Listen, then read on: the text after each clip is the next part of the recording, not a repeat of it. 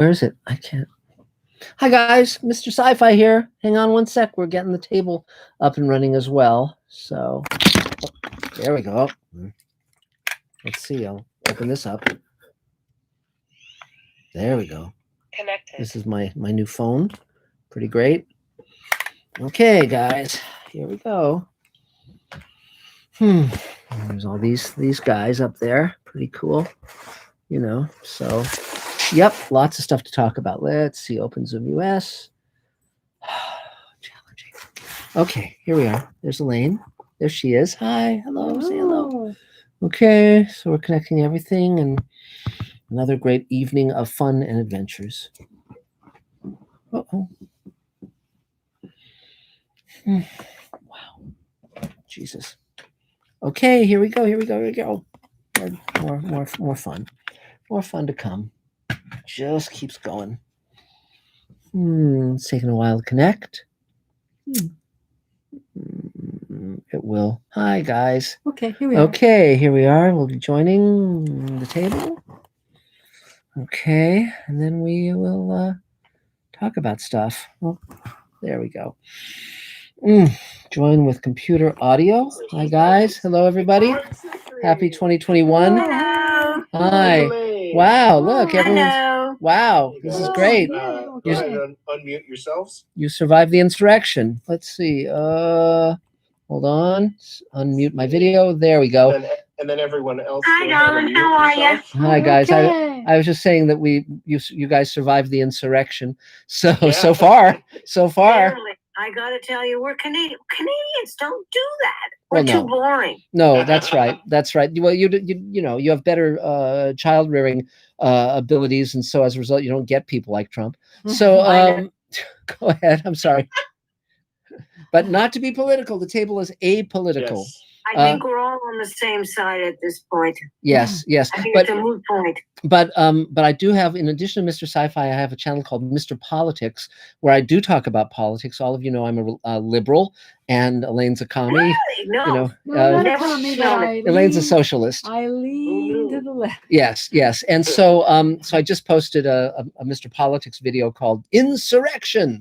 So and Star Trek Insurrection. yeah, really like it. Yeah, better. Star Trek Sedition will be the next Yes, one. better. Diversion. So here we are all again. Welcome to 2021. So Adam, why don't we start with you since you're at the top of my screen? Sure. And just everyone, especially those who are new or haven't been here, welcome to the table. Mhm. If you're new, for one thing, please mute yourself unless you're speaking. And if you don't, I will mute you. It's not a bad thing. It's just, some people forget to mute themselves. So I'm the host, quote unquote, of the Zoom meeting. So I have that power, but I promise I won't let it go to my head. So, Great. I am Adam Sartain. I'm an actor, as you can see, a voice actor and a musician that plays the tuba. And I'm an associate producer on a little show called, I'm pausing for dramatic effect here, and also so I can do this, Space Command! Yay! Ooh, magic. So, so things are crazy right now, but hey, it could have been worse. Yeah. So that's my attitude about it. I've gotten quite a bit done. Been doing a bit here and there, keeping the website nice and fresh. Great. And helping our fulfillment team get stuff out to people. And that's, not much else is going on. I still need to talk to my agent about voiceover, having them add me on as a voiceover client in addition to theatrical and commercial. Okay. So what's been holding you up on that? Just time, and I haven't written it down. That's a major thing. I've gotten a lot of stuff done that I've written down. Mhm. So can you call me tomorrow and tell me how it went? I will do that. Thank you. Good. Thank you. Yes. And thank you for that accountability. Great. Sure. Great. That's Yeah. what we're here for. Yeah. Yeah. So, that's really it for me. Okay, well, that's great. Okay, Yay, very Adam. good. Sorry, Yay. ladies and gentlemen. So is there a Mr. Sci-Fi question, Adam? Let's take a look.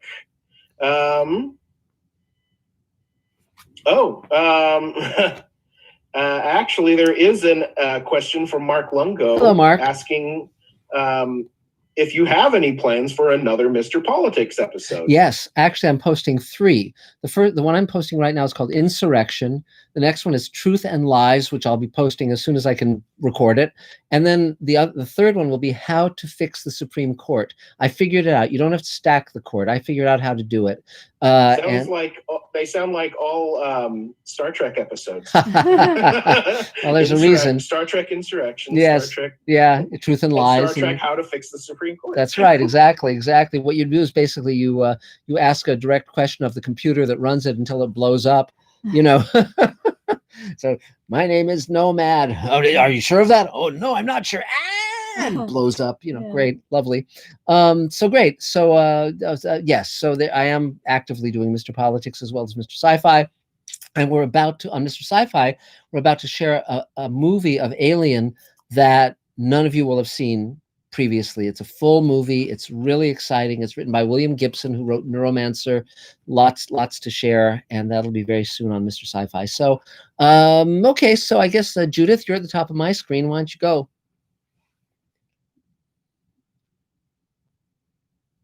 Okay.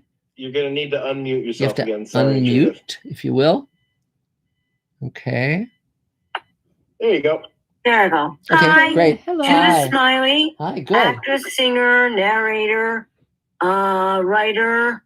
I'm out of Montreal. Went to New York to study Sandy Meisner. Great. And did Fiddler on the Roof and a lot of club work and a lot of singing and a lot of dancing and all that good stuff. Mhm. Then moved out here and died. Okay. I spent this morning, as a number of people did, being horrified on the TV. I've been glued to it most of the day, and I'm still trying to find a puppy. I found a Sheltie Great. that I could buy for $450, which is what they're charging in the shelters. Mhm. But it's in Boise. Boise. How could I get to Boise? You know, what can I tell you?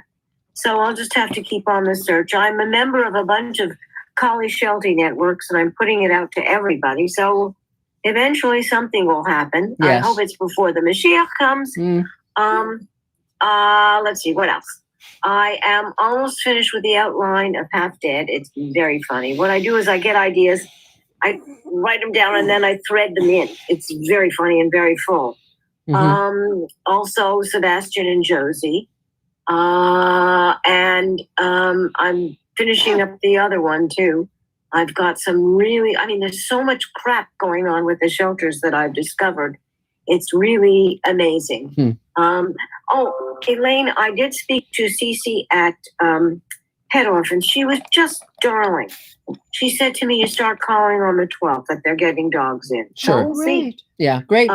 Just Yeah. just let me know. Great. If you need I help. will. Okay. I should be as consistent in my career as I am with this dog thing. It's also Yes. taught me a lot of lessons about doing just that. Yes. Or retaught me. What else? That's about it, really. Okay. Just been emailing and calling and seeing and being on Facebook with people and see if they can find me a puppy. Great. And writing. I'm trying to divide up my days so that I can get my stuff done and out. Good. Great. That's Good. about it. Okay. That's all, folks. Yay. 3 cheers. Excellent. So, I forgot something else. Sorry. yes. I am reading Magic Time again to Ah. pick out a wonderful thing for my book demo. I'm totally revising that because it's cool. old, Yes. and there's something else I want to put in on my commercial demo. Great. So I'll do that this week. Great. Okay, Terrific. lovely. Excellent. Okay, good. Yeah, and for those who don't know, Magic Time is a trilogy of novels that I wrote, and Elaine and I wrote a pilot, and blah, blah, blah. Fabulous. Yeah, so you can find it on Amazon and enjoy it to your heart's content. And we're going to be doing it as a TV series. So, okay. This is my third time reading it through. Mazel tov. Wow. Great. Great. Thank you. So, And I never get tired. You always find something new. yeah. Thanks. High praise. So, Adam, is there another Mr. Sci-Fi question? Yes, we have a question from Rose Kirby. Hi, Rose. She asks, let's see. What's been sent, what's to come? I don't know if you know that, but I think David Bartlett might. What's the question? I'm sorry. What's been, as far as perks go, what's been sent and what's to come? Yeah, David would know. Most of the hard copy, the physical perks have been sent, except for the ones we can't send, like the DVDs and Blu-rays, for example. Which will be coming soon. Which some will be coming soon. Very soon. Very soon. Yeah. And the electronic perks have, I think, all been sent, except there are a couple of them I think are still being manufactured, but that might be only for campaign 6. So we should have sent them all. If she's got perks that she hasn't received yet, she can email me and I will look into it. Great. And then also, of course, coming up, we're going to be offering that perk of the inflatable David Bartlett love doll, and I think that's going to really be in great demand. It's on pump, an external pump. It's pretty big. Yes. That costs extra though. Yeah. But you can dress them up in the little French maid outfit. Extra. Yeah, it's here. yeah, great. Well, anyway, so great, terrific, excellent. So, but yes, we have been trying to fulfill the perks. We have more perks coming, lots coming down the pike. So let's see. So David, as long as you start talking, why don't you take your turn? Is that me you said? All right. What, Dave? No, you are not David. No, David Bartlett. David, yes. David Bartlett. Hi, I'm David Bartlett. I am a producer, director, writer, cinematographer, editor, filmmaker guy, a teacher and a human rights activist, and I'm also one of the producers of Space Command. Yay! I'm also producing the visual effects, the post-production, the color correction, and quite a few other things. Yes. We have been doing lots of fun with Space Command, and I can talk about that in a minute. But first, about me. I started making films when I was 10. I made films in high school. I moved to LA in 1980, started working right away on some very big projects as a directing intern and assistant to Robert Wise, who did The Sound of Music and West Side Story, and won 4 Oscars and was the editor of Citizen Kane, and a very nice person. And he helped give me advice at key moments, and it was very well appreciated. And I worked at New World Pictures with production designer Jim Cameron, who was building sets on Galaxy of Terror for Roger Corman. And his fiance at the time was around on another film called Georgia Peaches, and it was Gail Ann Hurd. So that's how they got started. Happened to be there at that time. Also with the visual effects supervisors, Bob and Benny Skotak, who later won an Oscar for The Abyss, I think. They won it for The Abyss, or they won for something. So anyway, they won something with Jim on something like that, and they're excellent, amazing people as well. So I had a really good foundation in low budget films. Then I started working in the bigger films. I worked on Pulp Fiction and Speed and Total Recall and other films like that, Predator 2. And then I started doing my own independent films, and I have 65 film festival awards. And I just got notice that I'm doing a Burbank Film Festival judging this year, so that's going to be fun. Great. Yeah, Who's going to win? Well, I don't know yet. Okay. I haven't read anything, so I'll let you know. Well, I just remember that gag in The Producers with Jerome Mostel, where he slips the critic a $100 bill and says, "Enjoy the show." So tips are accepted. So okay, great, terrific. Classic. So anyway, as far as that goes, I have a story. It's a story, and I used to go to classes. I never went to a film school really, and I never attended any universities, although I was at Portland State University in Oregon for 3 months, which is a 1.5 terms, and that was enough for me. They didn't have any film classes I could really handle. There were 4 classes taught in film, and 2 of them were junior, senior level classes. I took them anyway. I blew through them and thought I was a breeze, and then I got an absolute F. I have no idea what they were trying to teach me. But I quit the school and I moved here and I did all of that. So there was a school happening here that I saw was offering a class with William Friedkin, who directed The Exorcist and The French Connection and won an Oscar. And he was teaching a class. So I signed up, I'd do the class. It was a place called the Sherwood Oaks Experimental College, which was run by a guy named Gary Chissette, who's an old friend of the tables and Mark and Lane's and all of us. And he was an amazing guy. And I ended up in a class for acting with Warren Beatty. Warren Beatty, for those of you that don't know, if you don't know who Warren Beatty is, you should definitely look him up and check it out. He used to be a movie star. He was the biggest movie star in the world for several years. Yeah. And he was also an excellent producer and later became an amazing director and won Oscars and everything else. Yeah. So he was at a seminar and he told a story. The story was called The Projectionist is the Last Filmmaker on the Chain. Excuse me. And this is, of course, in the days of film projection. So he was making Bonnie and Clyde, which he was the star and the producer of. It was his first film he was producing. It really breaks some boundaries and cutting edge stuff, and talked to the director and they were in agreement.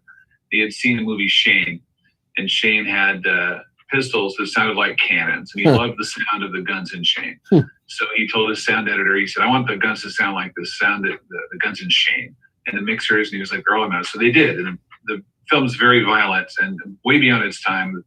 The first film to have someone be shot point blank in the face on camera, that happens, and that through a windshield in the window of the car, and they get gunned down at the end with many machine guns, and this was not done before. And of course, the sound design was very big. So they went to a screening in London, and when they were there, the projectionist had turned the sound way down.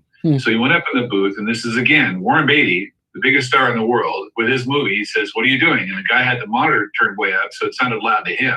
But he said, well, listen, I'll turn this up if you want to, but I got to tell you something. I haven't heard a movie mix this bad since Shane. And everyone laughs like that. Right, and yeah. goes, oh my God. And he sits there and smiles because he's told the story many times. That's funny.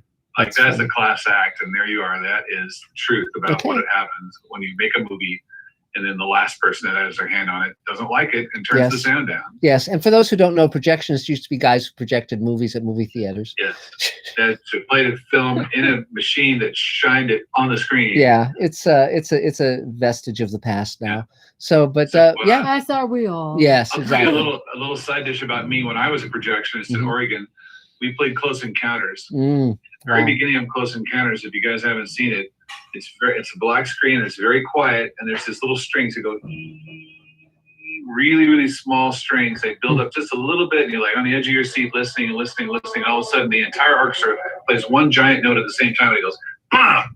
And it flashes on the screen, the first image of the film, and it's so shocking, and everyone jumps, and it's like, oh my God, what am I going to watch, right? So I would stay up in the booth, and I would have the knob of the sound. I would wait until the last second. I would just bump it a little bit on that little bit of big triumphant orchestral music and stuff. So I was sort of helping Stephen, remix his movie just a touch, just to give him that little extra amount of scare and thrill. That's fun. That's great. I have a friend who used to go to Show West. Show West is a big conference in Las Vegas for the owners of movie theaters. And they would all go, and then the people from the studios would get their Lear jets and their stars, and they would fly there, and they would introduce Val Kilmer to the guy that owned the cinema in the Bijou in Ohio. I mean, it was a big deal for them, and they got to do a Vegas weekend, and they would buy up all the films for the studios and show them in their theaters. So it was a big chance for everyone to mingle, So she gave me a big fold-out that went in Daily Variety, a big cardboard fold-out in 4 panels with this beautiful airbrush images.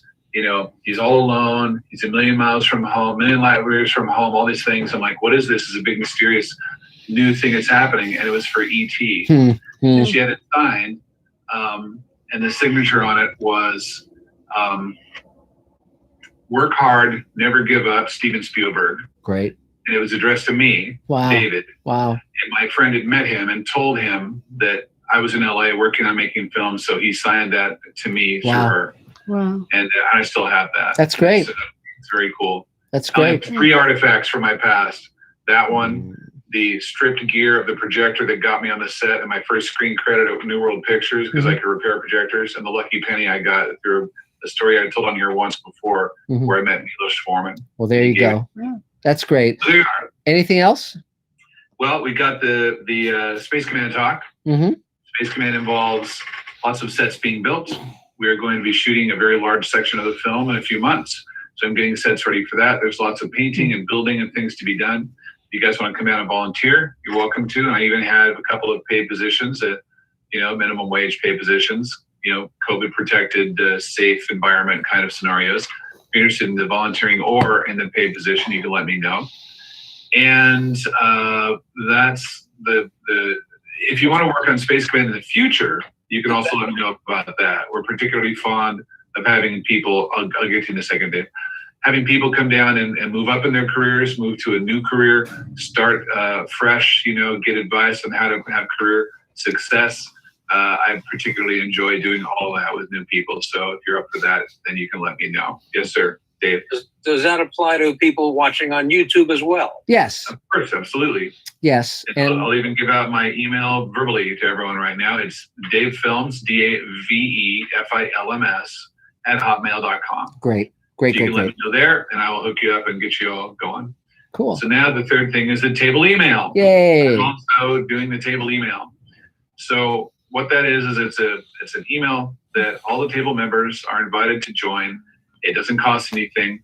All you have to do is have an email with your first and last name in it, which you give to me, and I get you set up to be on the table email. I think we might have a couple new people here tonight.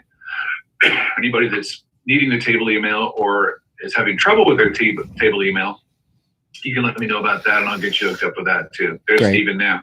Okay. Connecting his audio. Great. Are you there, Stephen? Stephen just got on the table email. At least Great. I think he did. Uh-huh. You have it in the works if he hasn't heard back yet. But yeah, so Great. let me know if you need help with that. And I guess that's it. Yay. 3 cheers. So, Adam, is there a Mr. Sci-Fi question?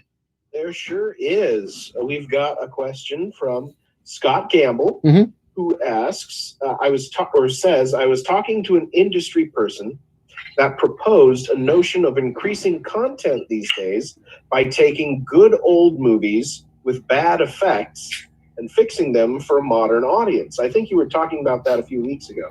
The challenge with that is that in the old days, they used to use models and matte paintings, and it was very hands-on. It was a very physical art form in many ways of how cinema was made.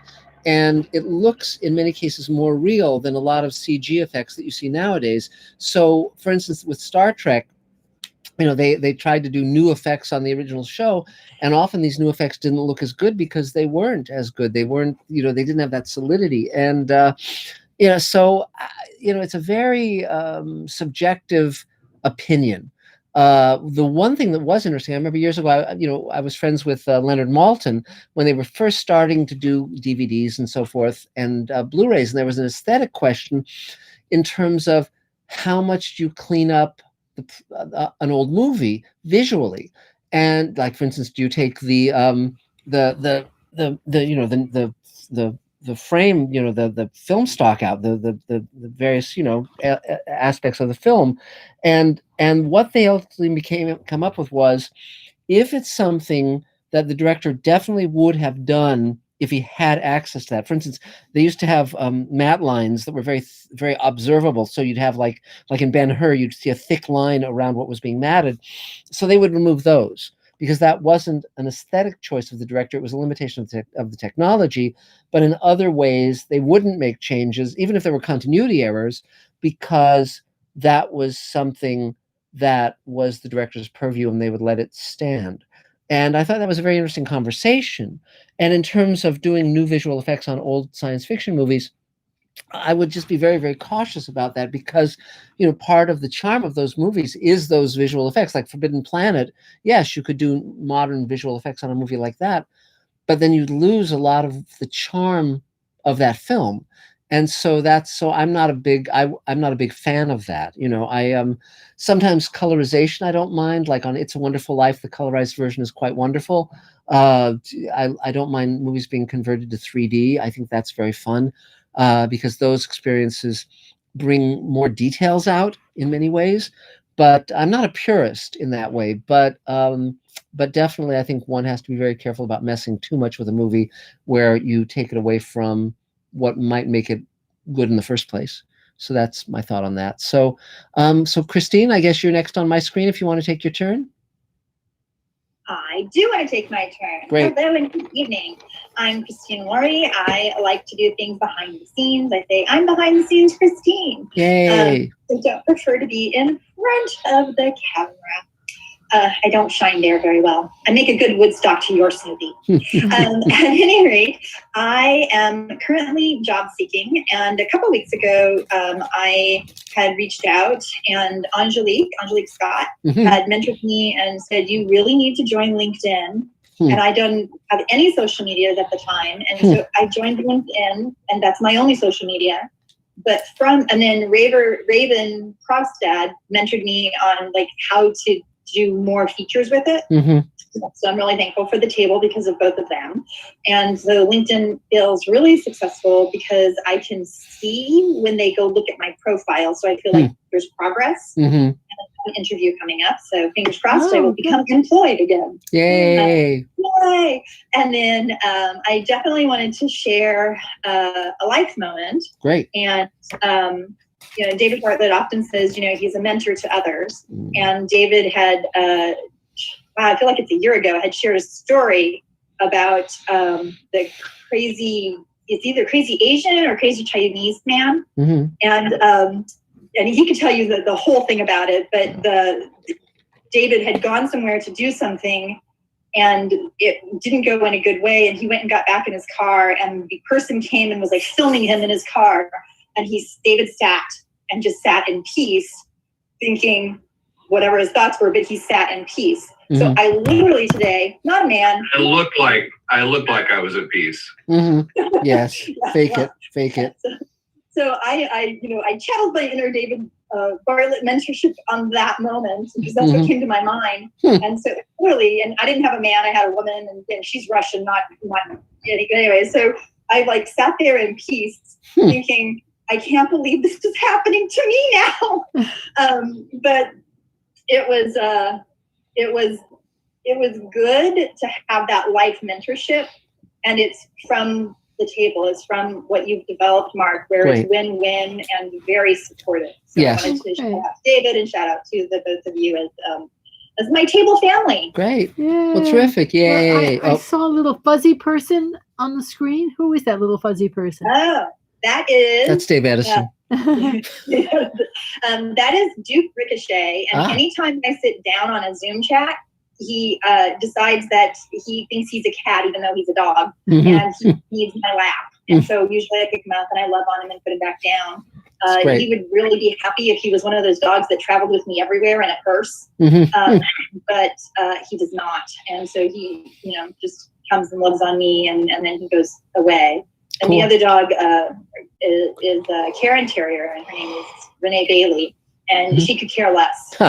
She's the queen. It's not Reina, it's actually Reina, which is queen, but nobody can say that in America, so it's Renee. And she's very much the queen in regards to, if there's any food, it's all her food. If there's any toys, they are all her toys. And if attention is going to be paid to anyone, it should be her. She's amazing, but she could care less about me being on a Zoom call. Okay. Well, we just saw a shirt in a catalog. A sweatshirt. The catalog. And it said, "I'm sorry I'm late. The cat was sitting in my lap." Yeah, because yeah, you have to do that. Yep. Oh, anything else, Christine?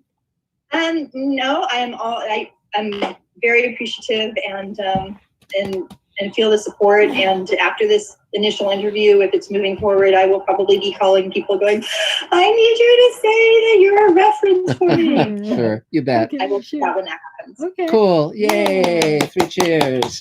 So, Adam, is there another Mr. Sci-Fi question? Yes, we have a question from Toke Ken, who asks, are you using the studios in Vancouver? No. Our studio is basically in a town south of Los Angeles. Additionally, we have a part of our company is working in the UK now. But we're not shooting in Canada because part of the way we get the name actors that we do get is that we're in LA. So when they fly back and are just here for a day or two and want us to be with their families, we can just drive them out to our studio. If we were in Canada, a lot of these actors would be flying to Canada, and that doesn't serve us because then we're just in the same boat as the other productions. The fact that we have a studio here in LA gives us an advantage that most of the other shows cannot compete with. And so that's something very much that was a conscious decision. Mark, the borders are closed right now. Anyway. Yes. And, and again, it's, fortunately, we don't need to flee to Canada because of the election. So, but no politics. But it's I think 2021, by the way, just parenthetically, is going to be a great year for all of us. I mean, we've had the trial by fire, depending on how you want to define it, as 4 years or the last year, but I think there's bright days ahead. I think there's really great days ahead for all of us. So we just need a little more patience and keep ourselves safe for the next few months. And I think the sun will shine through the clouds. So that's my little speech. So I guess the next person on my screen is Franco. So Franco, do you want to take your turn? Yes. Hello, everybody. I was introduced from Michelle and me, Michelle Hart. Yay! Hi, Michelle. Yeah, she's been so sweet, and we've been having really great conversations working together on this new project. Oh, great. But, I'm an actor, and I also work as an art department coordinator. Cool. But not very creative. It's commercials, but I do enjoy behind the scenes and also in front. Yes. Yes. David Bartlett would like you to get in touch with him because that's a part of our facility that we do need, actually. So, but go ahead. Yeah, but go ahead, please. Oh yeah, no, and feel free to cut me off anytime. I'm definitely like to chat. I also work I used to be an industrial manufacturing engineer. Wow. Hated it. I just wanted to please my dad at the time. Mm-hmm. And I knew, deep down, I worked on an improv at UCB in New York, now live in Los Angeles, and it's been like over 2 years, but it doesn't really feel like 2 years because COVID hit in March. So I just have been quarantining and working on little small web series with a friend of mine. We both went to Penn State University, and she is a writer. And, great. I mean, I love sketch comedy. Had a group in New York. We were called the Apple Genius Bar. Sure. And performed at the Pit. That's great.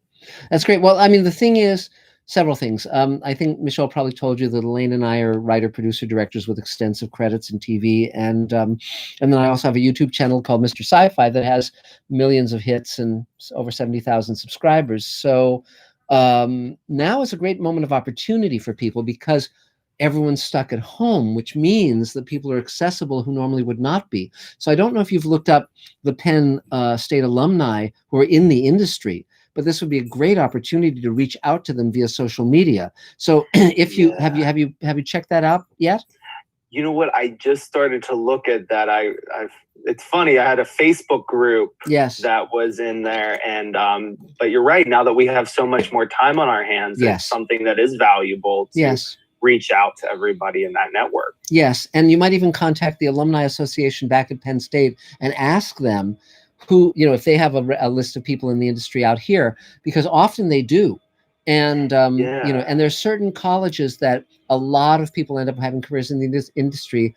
Like Northwestern was one of them. There's different ones, but it's definitely enormously helpful because anything that gets them to consider you, if anything that gives you a little bit of an edge, you got to play those cards because it's overwhelming how many people want their scripts bought. They want to be cast in roles. It's more people than it's possible to even consider.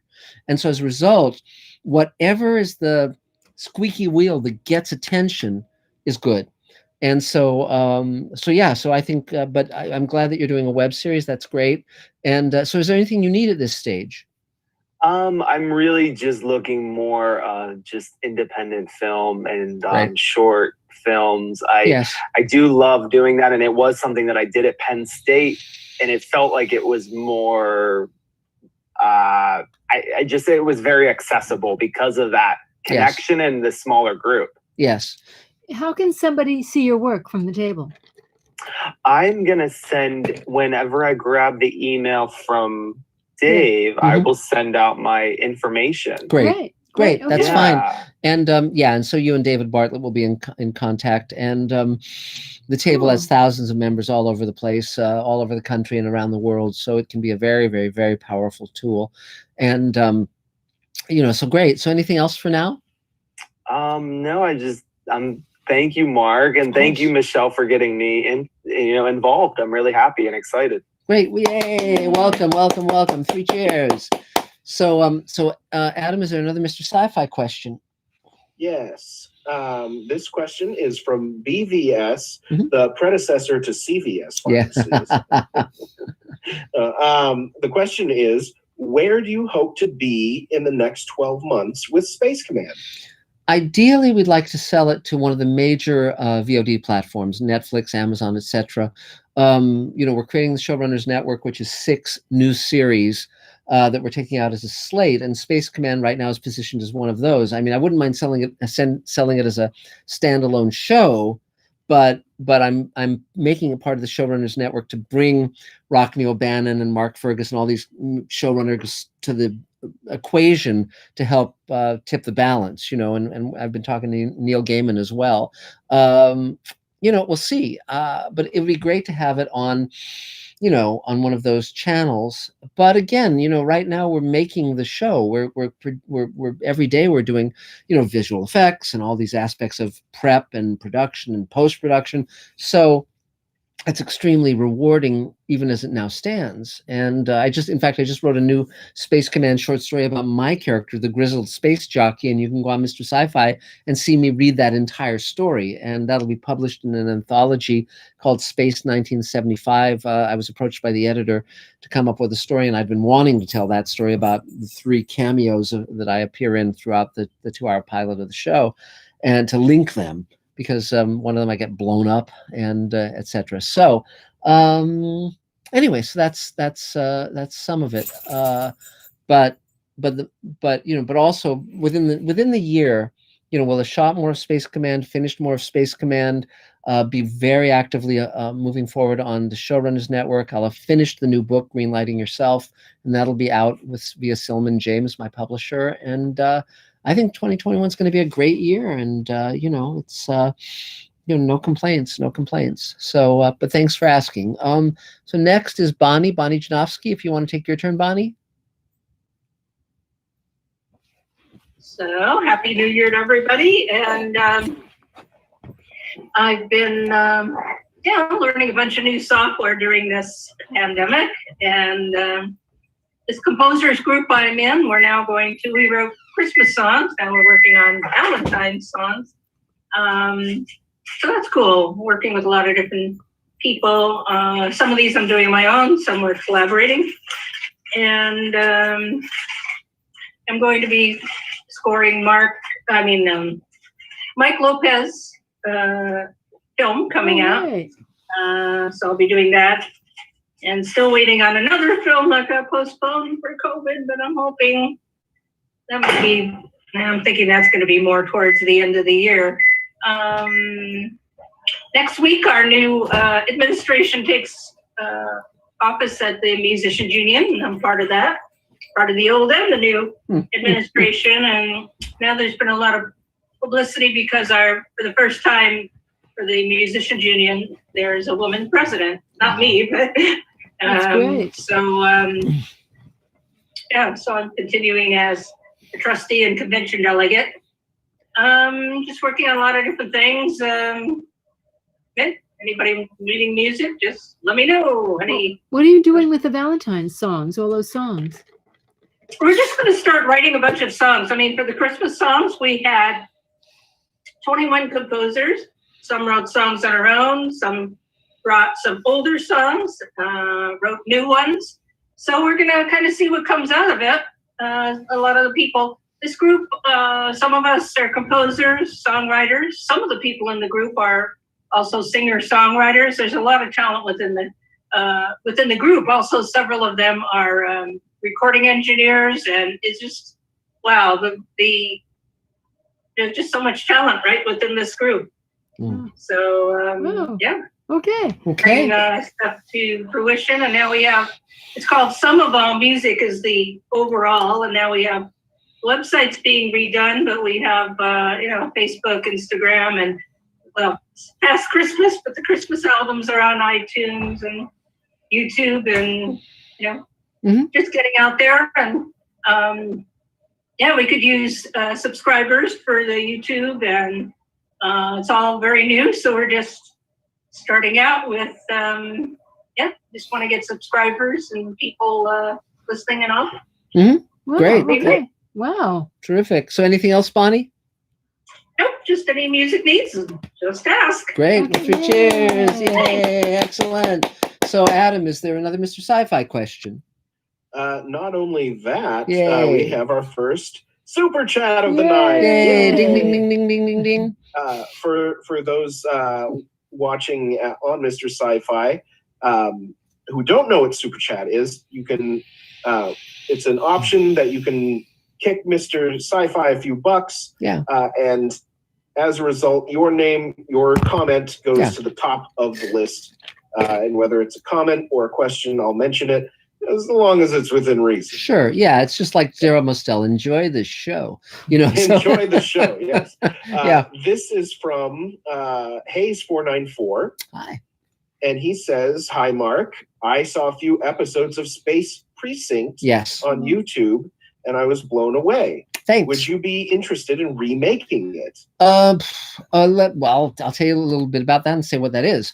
Many of you know that I've written for many, many, many shows over the course of a long career, and one of them was Space Precinct, which was produced by Jerry Davis, who was one of the great science fiction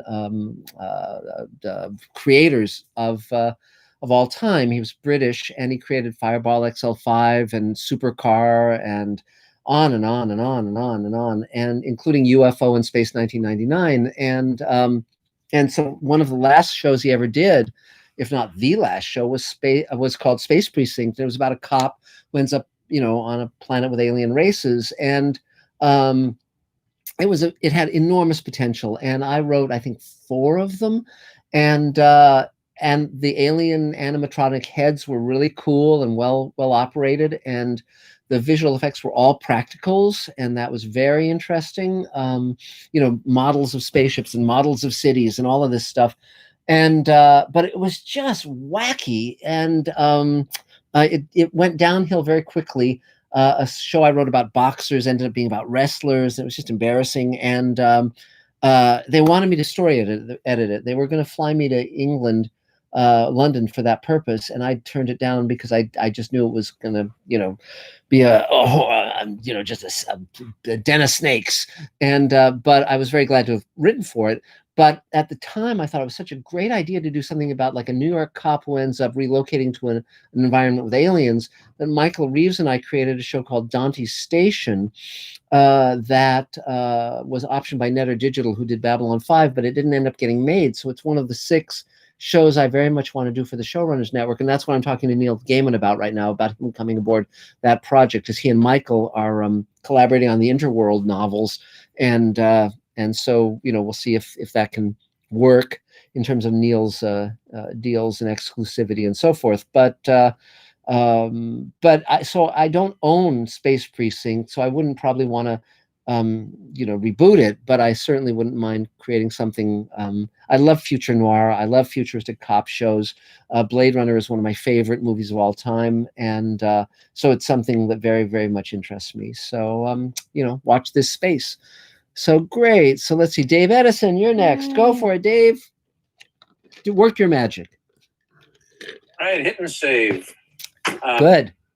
Because those of you who are on the Zoom can see I'm looking up here. I'm working on a shot for episode 103, the 3rd episode of Space Command. So lots of After Effects, enough to make the eyes bleed. Happy New Year, boys and girls. We made it. We made it through 2020. Yes. And we fully intend to make it through 2021. Yay. Yeah, That's the spirit. Things will be better. Hell, they'll be better in a couple of weeks. So, anyway, Space Command. That's about it.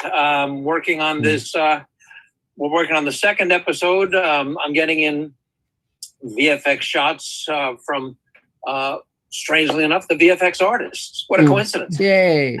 And David Bartlett. I've uploaded those plays that you needed. I don't know if you saw them there. I got a thumbs up, or you did not, but they're there. Trust me. That's always a good thing to say. So anyway, so David's got some shots that he will be doing some color work on and passing them along to our VFX artist Christian, who's sending in some terrific shots, and he's going to combine David's color work with his VFX, and we're just going to go to town. I'll put him into the project, and eventually, probably sometime in 2021, you folks will see it. Yay! So, other than that, there's probably something here or there around the edges, but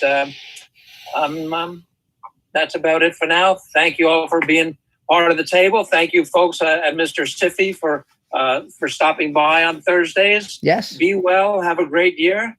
Talk to you next time. Yay! 3 cheers. Excellent. So, another Mr. Sci-Fi question, Adam? Yes. Going back to Baron Fly Guy. Hi, Baron Fly Guy. Asks, have you considered experimenting with virtual reality to tell your stories and immerse your audience into the Space Command universe? I've had those conversations, and it's something that is possible. By the way, it was Jerry Anderson, not Jerry Davis. Jerry Davis was the writer on Doctor who created the Cybermen, and he was a dear friend of ours until his death. And so that's why I confused the two Brits named Jerry. But in terms of virtual reality, various people have approached me to do Space Command in virtual reality. The challenge, of course, is the narrative, because you have to find ways to direct people to look at this or look at that. It's more like an amusement park ride or like a video game, and it's more challenging to have a narrative fiction. And not that I wouldn't be very open to doing it. It's just that because what I'm used to is, standard narrative television, that's the form I'm most comfortable with. And with Space Command so far, we've done Space Command in audio drama, video drama, the show itself, novels. Maya Bonhoff just came out with the first Space Command novel, short stories, which I just wrote, all these different media. So I'm just kind of, knocking them down one at a time, and graphic novels, and so. I was going to say, don't forget the comic book. Right, right. So, so eventually virtual, media, virtual reality would work, but, but I usually start with my favorite medium, which is television, and then kind of branch out to other media that I myself like. So I'm always reading novels. I'm always listening to audio drama. I read graphic novels as I want to. I'm not a huge devotee, but I grew up reading comics, and but give it time. Give it time. Sure, you bet. So let's see.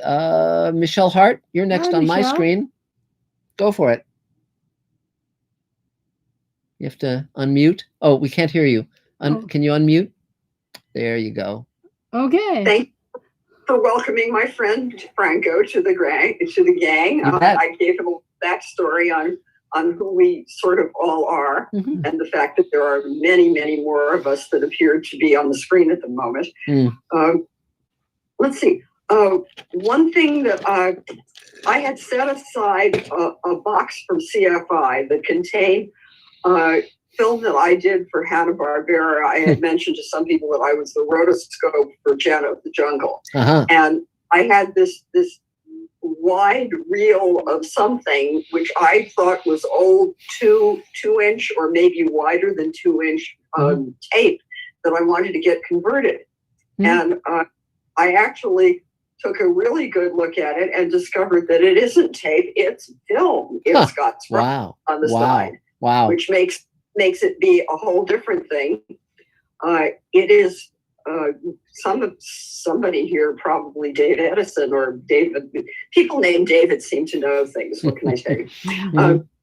This stuff is an 1.25 inches wide, including the sprockets. I don't know what that means as to what millimeter film it is. What, like 35 millimeter, maybe? Something that I want to get converted into digital. Is it an episode of the I'm sorry, Michelle. Is it an episode of the cartoon, or what is it? It's me. I am the rotoscope for Jana of the Jungle. Ah, so it's the original film they shot of you to then rotoscope the animation. Correct. There are all kinds of me doing Jana of the Jungle things. Wow. I am swinging a rope. I am walking along a 2x4 between a couple of apple boxes, which became Jana walking along a vine that was stretched out. That's fun. I climbed up a stack of apple boxes and then jumped off them. Yes. And a number of things that would fit into that so that they could do the rotoscope off it. And as a matter of fact, while we're telling weird stories, Jana was far more generously endowed than I am. As I recall, I was wearing a leotard, a rather skimpy leotard, and bare feet and bare legs, and a very long wig because Jana has very long hair. Right. They wanted to do a scene of Jana swimming so that you could see what her arm motions are, when somebody swims, how their shoulders and arms stick out of the water and so forth. So I laid down on the 2x4 between the apple boxes and swam, and which was weird enough. And then when I got through with it, I turned to the director and said, "We have to shoot this again." And he said, "Why?" And I said, "Because I'm wearing the wig. If I'm in the water, the wig is hanging straight down. If I'm in the water, the wig is flowing out behind me. We have to shoot this without me having the wig on, or you'll never see anything." And I got a very large thank you for it, and not terribly much money, as I recall. But it was a wild card job that didn't fit into any union or anything else. But I would like to get this thing digitized. Yes. If nothing else, to see what I looked like years ago. Yes. And give it to my son. And also when they go back to doing the Hollywood conventions where people come and sign pictures of themselves, I want to pull stills from this and go sign pictures. Yes. Here's those things will happen again. Yes. Here's some things I would suggest. So David and Dave Edison, it's probably 35 millimeter film. So do you guys have thoughts in terms of converting it? It is. It's 35 millimeter film, and Photocam in Burbank still does those transfers. They're called telecines. And they'll charge you by the running time and make a transfer at the resolution that you desire. Yes. And they'll charge different rates for that. If you do a 4K transfer, it's different than HD or whatever. But if you want, I can help you coordinate that. That would be cool. Yes. And I'm Dave? looking it up, but I wouldn't be surprised if Costco does it, because they do all kinds of yes. formats. Yes, they do conversions. Take a look. I just don't know if they do. A nice lunch at Costco does 35 millimeter telecines. Well, I know they convert home movies, and they convert VHS video. Yeah, check it out first. The machine that originally cost about $200,000 that they probably have 2 of left in LA. Right, exactly. But you can try Costco if you want. Start with Costco. It'll be a lot less. I'll put an answer on the chat. Sure. Okay. The other thing I was going to say about that is, if it's too expensive to convert, don't worry about that. We can probably find other alternatives. But beyond that, I would strongly urge you to get in touch with Jerry Beck, who is a huge animation historian, and he'd probably be very interested in this. And also, I would contact Animation Magazine, because I think that's why you're you. Yeah. Who the hell else would have thought of going to Jerry Beck? He's a great guy. He is. But who would have thought of that? But also, I would reach Mark Zickery, ladies and gentlemen. But I would also reach out to Animation Magazine, because I'm sure they'd want to do an article about it. And you can also try UCLA Archives, because they have the machine too. They might do it for nothing, just to archive it. Yes. And whose archives? UCLA Television Archive. Maybe that'll help. And the Paley Center also might be interested in doing that too. But the one here in LA closed, but there's one in New York. The Paley Well, Center I in LA did. closed? What, David? The Paley Center in LA closed? Yes, it did. Yeah. There's I still will- there's still Both you did. The archive and the library and everything, all of it? they're still doing the Paley Center evenings when it's not a pandemic, but the actual center where you can go there and watch stuff is gone. Ah, that's too bad. It is. It really is a shame, but they were great. But again, David, I will talk to both you, David, separately, or each of you, David, separately. Please, separately is best, yeah. Yes. and get the more details on this. Yes. But thank you for that. Also, Dave Edison, I did receive the edited reels, and I had set aside, I've been terribly busy trying to make a living. Right. And I had set aside a big piece of time to watch the edited reels and make decisions and so forth on them. And the piece of time I set aside was yesterday. Yesterday was otherwise occupied watching our country go to hell in a handbasket. Yeah. So, No worries. I've been busy anyway. Yeah. And by the way, I checked. It looks like Costco's not doing any film transfer anymore. They're just doing tape to disc or tape to file. Right. But again, this is archival material of great interest to animation historians. It really is. And if you go ahead. Tell me, who is Jerry Beck? I don't know. Jerry Beck is one of the leading film historians relating to animation. He's really knowledgeable. He's a super nice guy. If you just go to jerrybeck.com, you'll probably find him. If you can't find him that way, I can track him down. He's a friend. I know him. He's a really good guy. And beyond that, there are regular animation conventions that you could appear as a guest at, as well as doing signings there. So when COVID is over, that'd be something they would be very interested in having you as a guest. And beyond that, I would strongly urge you, when you do make photos from this source, to match it to a frame of that character. So in other words, it would be a split frame photo showing the character and then you. Okay. That's what I had hoped to do. Yes. And Jerry Beck's been around for years. I've got 4 of the 5 laser disc sets of Looney Tunes, which are just great. And Jerry did the liner notes on the booklet. So he's like the way I am with the Twilight Zone. He is with animation, and super knowledgeable, and and a really good-hearted guy. Now, there's also other people like Mark Evanier who came up in animation with Hanna-Barbera and so forth. Well, Mark's a dear friend, and he said he couldn't help with this, that this was out of his purview. Yeah. Mark and my late husband, Don Rico, and Sergio Aragonés, the three of them were the founders of CAPS, which is the Comic Arts Professional Society. Yes. So I've known Mark since CAPS started, right, which is a long time ago. Yes, but this material absolutely should be archived at like a university or the Paley Center or somewhere. It's important material. Cool. So I would. God, I'm archived. I mean, you have to realize something very very interesting, because rotoscoping in the way that you're mentioning it is a precursor to the physical capture stuff they're now doing with things like Avatar, so motion capture and performance capture. So rotoscoping goes back all the way to the beginning of animation with things like the Alice in Wonderland. Light, I think, was the usual description that I've used to explain rotoscope to people who don't know what it is, because my description of it was, if you want to animate the dwarfs, a dwarf can move any way you want. Yes. When you want to animate Snow White shaking out the blanket to change the bedding for the dwarfs, that's a specific gesture. She moves her arms a certain way. She turns her face away from the dust. Right. Her neck is at a certain angle. You need rotoscope for stuff like that, or you need CGI or whatever the current things are. And I understand rotoscope is still being used, and I've forgotten what film just used it, but I was surprised to see that it was still in play in one way or another. Yeah, it's called Space Command. Space Command has probably, I don't know, 900 or 1,000 rotoscope shots in it so far. But that's not the same. Doing it right now. It's a very different technique. It's a very different application, because what Michelle is talking about specifically is where you take a human, photograph them in the motions, and then basically trace it to make a character animation, particularly back then in the days of cell animation.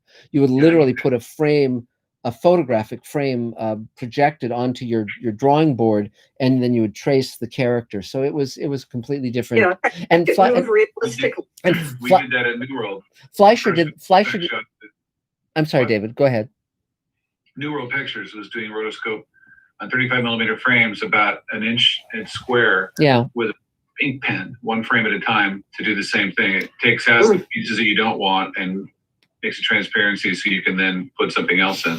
But for instance, Max Fleischer with the Superman cartoons, that was rotoscope, and it goes all the way back to Winsor McCay and Little Nemo and things like that. So it's an amazing. I mean, the history of animation, when you really get into it, is very, very interesting. And I, of course, wrote extensively in animation, so I know I was right there at the end of ink and paint and the beginning of computers. And so so when I started Hanna-Barbera and Filmation and all those companies, they were, still with those old guys doing the pencil sketches and then tracing it in ink on a cell and then painting the back of it. So I have some of those from some of the early shows I wrote for. And then it switched to computers and became a whole different game. So very interesting stuff. Anything else you need, Michelle? No, I was hoping that I would be able to pull together enough time to get over to David Bartlett at Space Command. I'm going to see if I can free up some time because I really enjoy schlepping stuff. That's great. That's great. Well, thank you. Thank you so much, Michelle. Definitely hook you up there. Yeah.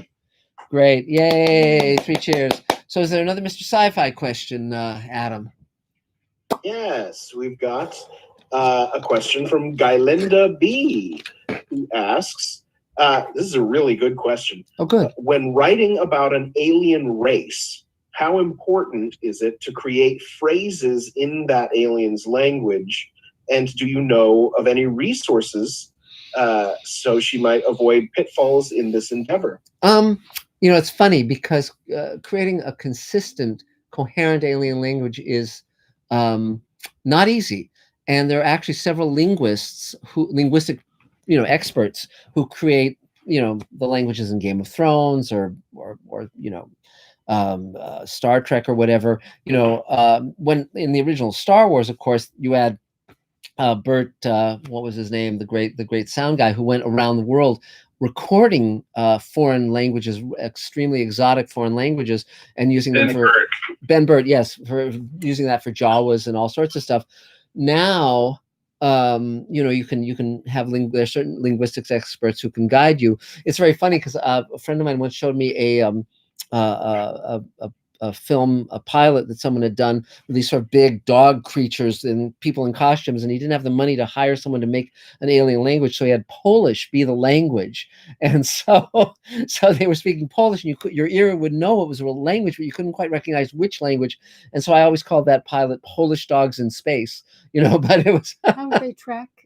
How would they find these languages? Just if you go on the credits, if you go on IMDb and look in the credits of things like Game of Thrones or like any of the recent Star Wars or Star Trek movies, you'll probably find a credit for a language expert. Or if you just Google Dothraki Game of Thrones, you'll find the guy who created it. And again, that's one way to do it. But I'm sure it wouldn't be free by any means to have someone do that for you. So okay, the great dog in costumes pilot that would be lost if it wasn't for YouTube. Yes. Is you ever see Super Pup? Yes, I have, and that's midgets playing dogs, playing Super Pup and all the other characters in Superman in dog versions. It's extremely peculiar. I don't think it was little people because I think they used the Superman sets. Anyway, wow. It's on YouTube. It's just, if it was a little bit better, it would be awful. Yes. And you can see why it didn't get picked up, but yeah, for a laugh, go find Super Pup. Well, I my favorite network of all is YouTube because there's such an astonishing range of amazing things there that in the past you would have had to seek out extremely esoteric DVDs or go to university archives, and now it's all there on YouTube. Great TV shows from the 50s, amazing films from all around the world, just phenomenal stuff. And since we're on that, I do want to recommend that short story that you did that's on Mr. Sci-Fi. Yes, Thank you. The grizzled space jockey. Yes. It's a terrific little story, and we Thank you. added some imagery to Yes. it. Dave did a great it's job. Great.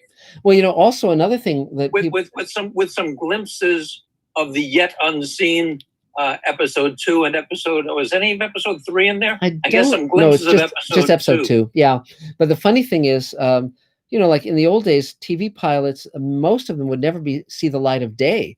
And now a lot of that stuff's on YouTube. For instance, Orson Welles did back in 1958, he did a pilot for a show. It was called The Fountain of Youth. And you can watch it on YouTube now. And it's really interesting. So based on a John Collier short story. So there's a lot of interesting stuff you can find if you just kind of nose around a little. So let's see. So I guess next is let me look. James, why don't we do James Roberts, because he was at the top of the screen earlier and he's been shuffled around. Hey everybody, what's going on? Right. Happy New Year! Are we ready for 2021? Yes, we are. Hey, how's everybody doing? I'm just, I'm excited for this new year. I've actually put in a whole new plan for action and working on I messaged Mr. David Bartlett. Yay. And I got a haircut. So if anybody needs someone with short hair, I'm ready to go. Great. Hopefully I didn't miss a role, but, you know, hey, I want to make sure I'm all clean cut and ready to go. Great. I emailed David Bartlett. I wanted to know if you did need people to help out with anything, and I'm also, of course, I'm available for stunts in any way, shape, or form. And music, anything still available. And I sent you my my resume and my stunt reel too. So I don't know if you got that. Did you get it? Did you get it, David?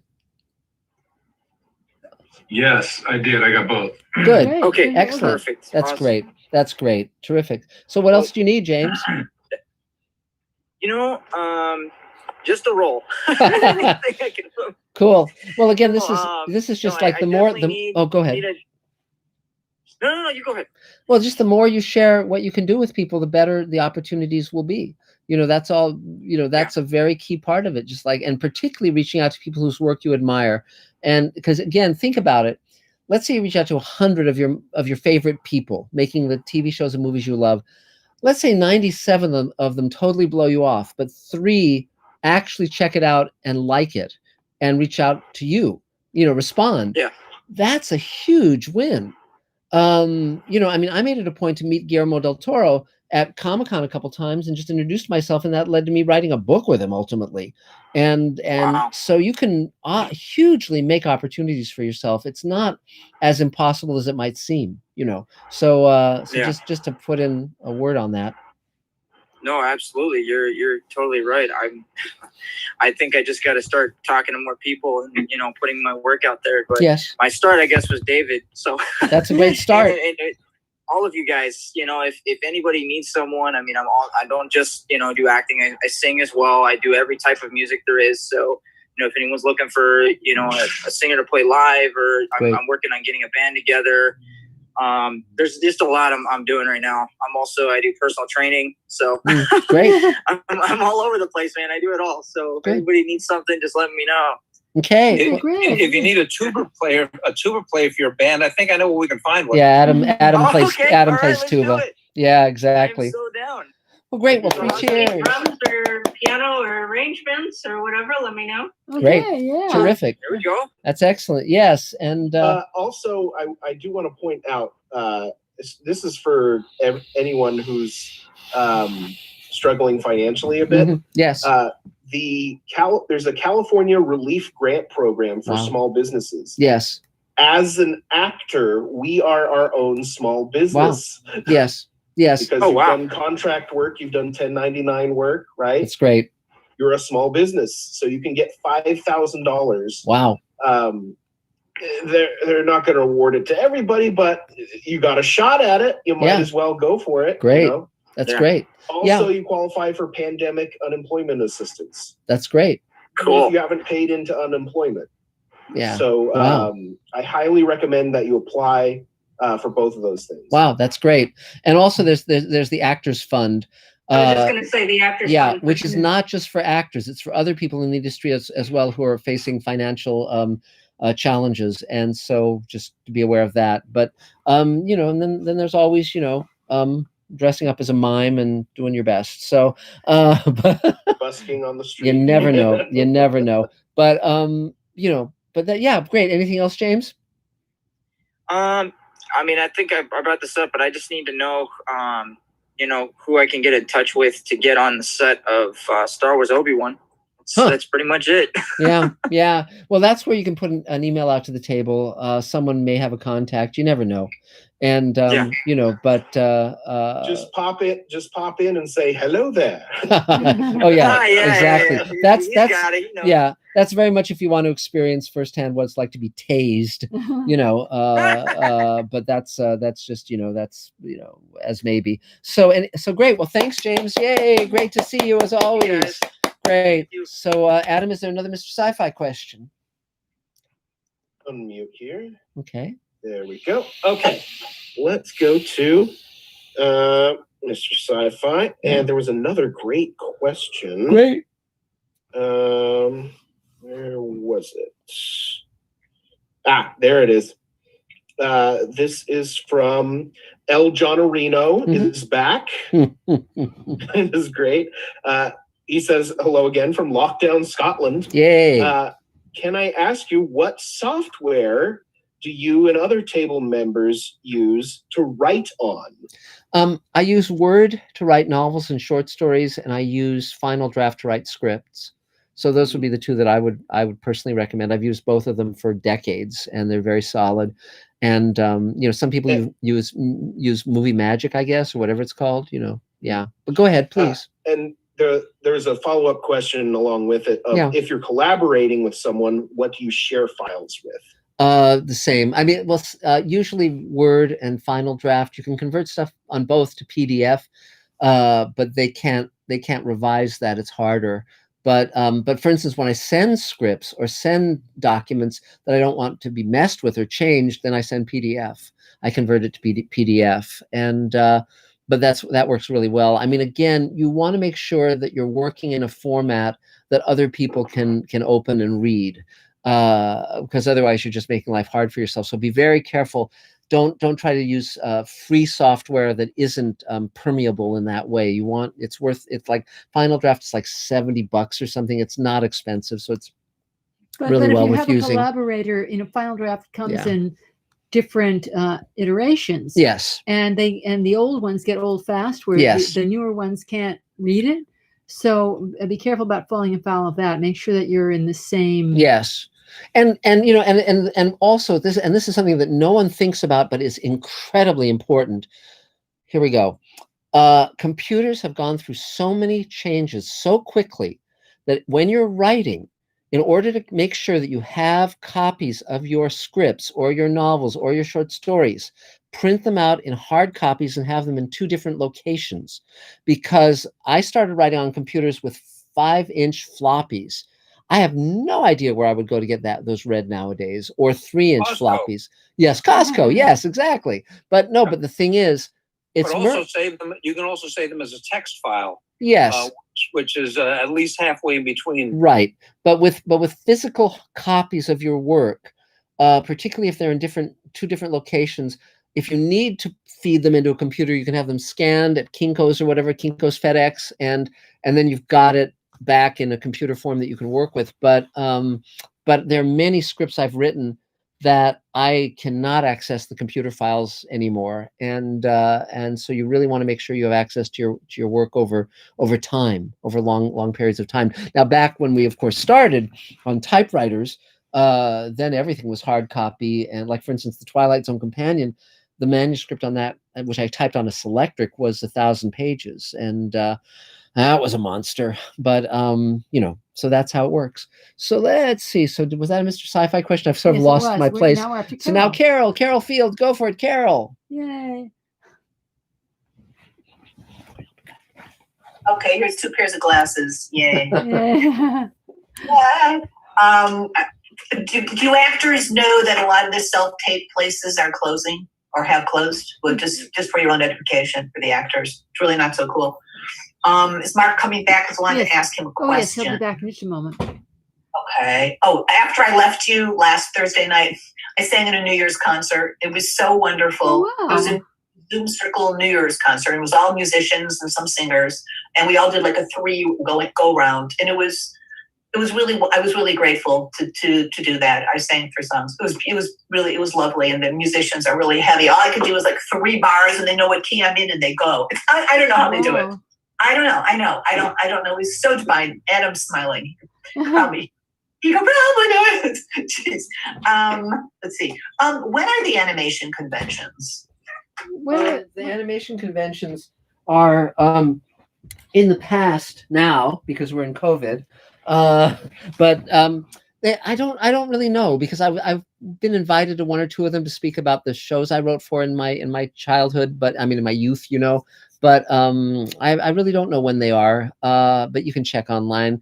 Just Google it and you'll find out. The interesting thing is that animation is generational. So for instance, the shows I wrote for, Smurfs and Super Friends and He-Man and all that stuff, there's a certain age group that they grew up on those cartoons, and then there's Pinky and the Brain and DuckTales and so forth. That's another generation. And then there's the cartoons I grew up with when I was a kid, like Clutch Cargo and Rocky and Bullwinkle. Fake mouth or the real mouth? With the real mouths and it's definitely weird. It's one of those things that when you tell people about it, they don't believe you until you actually show it to them. For those who don't know, Clutch Cargo was a show where the animation was done where they had these drawings of the characters, but the mouths were real human mouths, and it's extremely peculiar. But there was also a companion show that's less well known called Space Angel that was science fiction. Those things are very disturbing to watch. Yes. They're very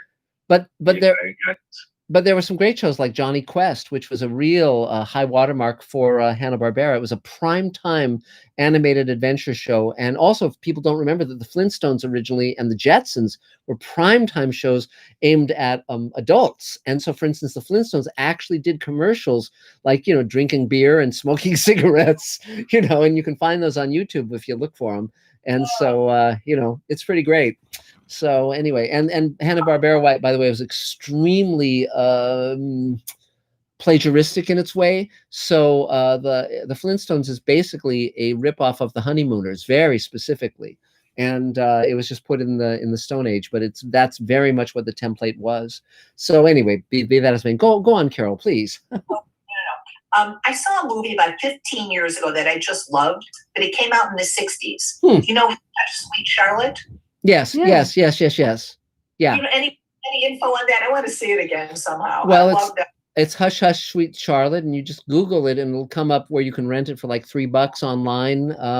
It's a well-known film. There were these sort of like William Castle did a number of these kind of films. It was like Baby Jane and Hush Hush Sweet Charlotte. There was a bunch of these kind of they would have older actors like Betty Davis and Joan Crawford and Vincent Price and so forth in them. And this is a very much subgenre of horror that you got in the 60s into the early 70s. So yeah, absolutely.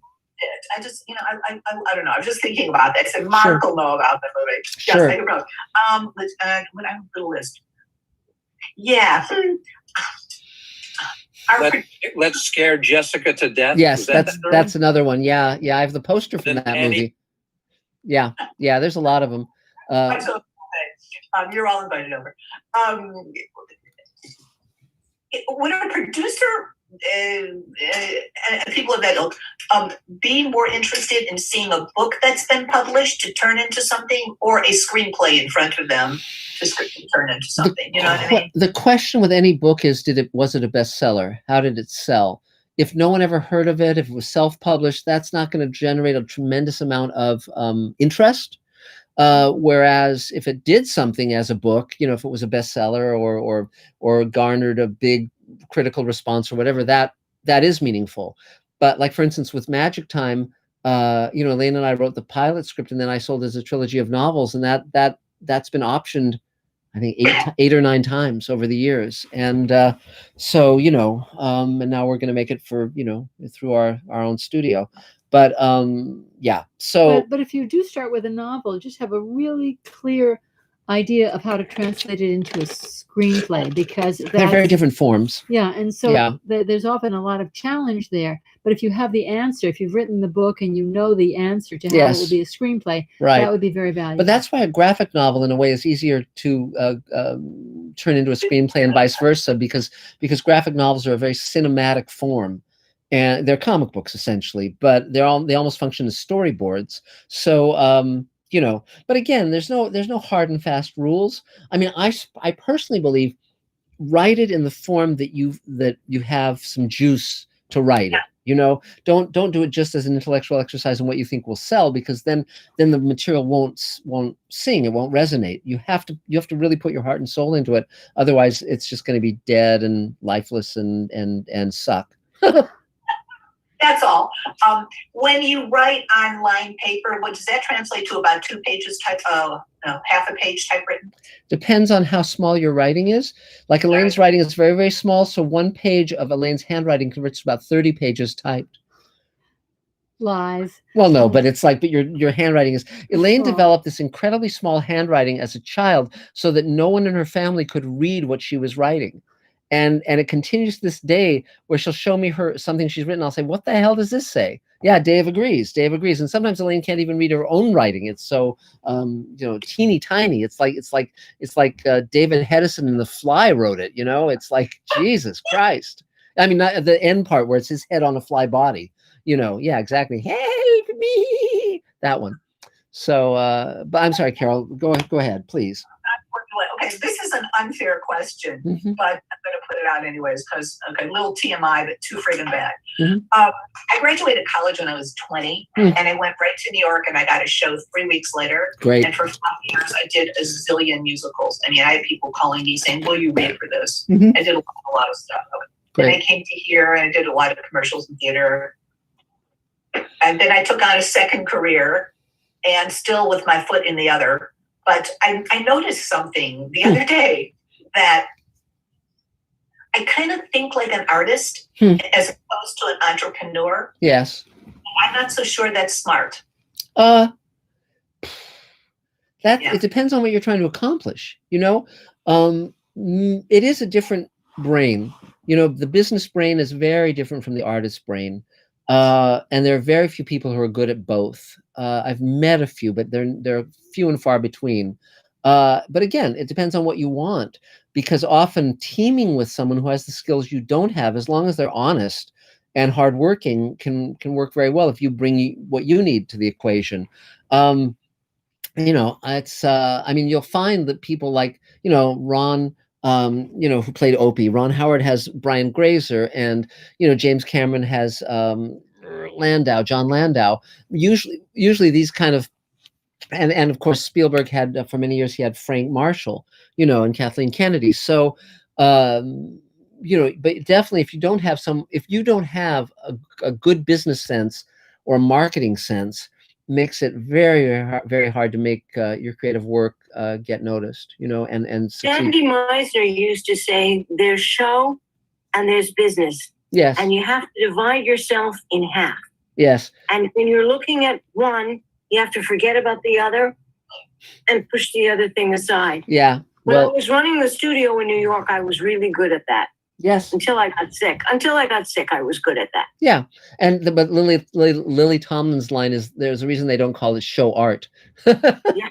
You know, and that's, yeah. But again, you know, it's perfectly fine if you can make a living, if you can support yourself, to do your art just for the doing of the art, really. If you want to make a living at it, then yes, you have to apply yourself in a business way. It's very different. And there are many, many permutations now that can generate an income. It can be from the internet. It can be from merchandise sales. It can be the studios or the networks hire you, or a publishing company, or you sell stuff on Amazon. I mean, there's a million ways now that didn't exist, you know, 20 years ago. As you know, I came up through the studios and the networks and the major publishers. Now I'm generating, you know, millions of dollars, literally, in money coming into me, without a studio or a network or a publisher. You know, and that doesn't mean that I'm not going to work with those guys. I will, but it doesn't. I don't need to. You know. So, but I had to learn a whole new bag of tricks. And, you know, as I have over and over in my career, you know, so, you know, yeah. I mean, for me, every time I change medium, I have to learn what the rules are in that medium. So for instance, when I sold the Magic Time trilogy, having never written a novel, it was a six-figure deal.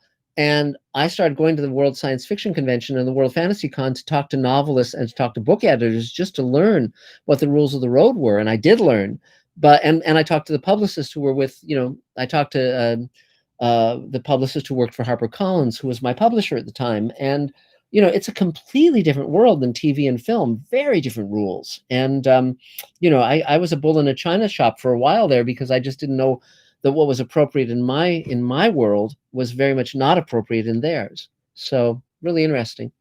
Yeah, I guess we can go on without it. Okay. All right. Thank you. And Feliz Año Nuevo, everybody. And may you all be in good health this year. Yay. Thank you. So is there another Mr. Sci-Fi question, Adam? Yes, we've got a question from Bob Rich. Hi, Bob.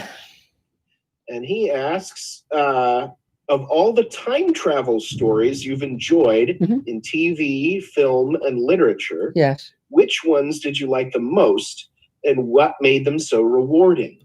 My absolute favorite time travel story is The Time Machine by H.G. Wells. It's a terrific novel, and I, in fact, own the first edition of that book. For my 40th birthday, I flew to London with Elaine and met the world, like one of the leading H.G. Wells experts, and he took us to his house, and I bought a first edition of The Time Machine from him. And, you know, so that's definitely one.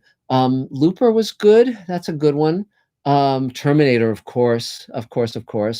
Terminator 1 and 2 both. You know, there's time travel is a very, very challenging subgenre of science fiction, just because you can get so lost in paradox, time paradox. And Time After Time? Time After Time is a good one. Yes, yes. And Back to the Future. Back to the Future is good. Yes, but weird, but good.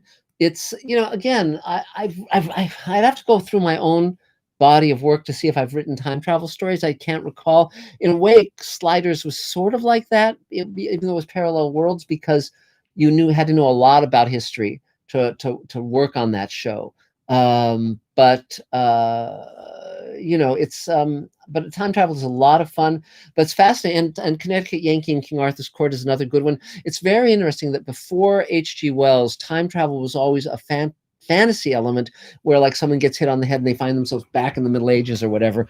And Wells was writing at the same time that you're heading toward Einstein's theory of relativity. He hadn't published it yet, but there were precursors to Einstein.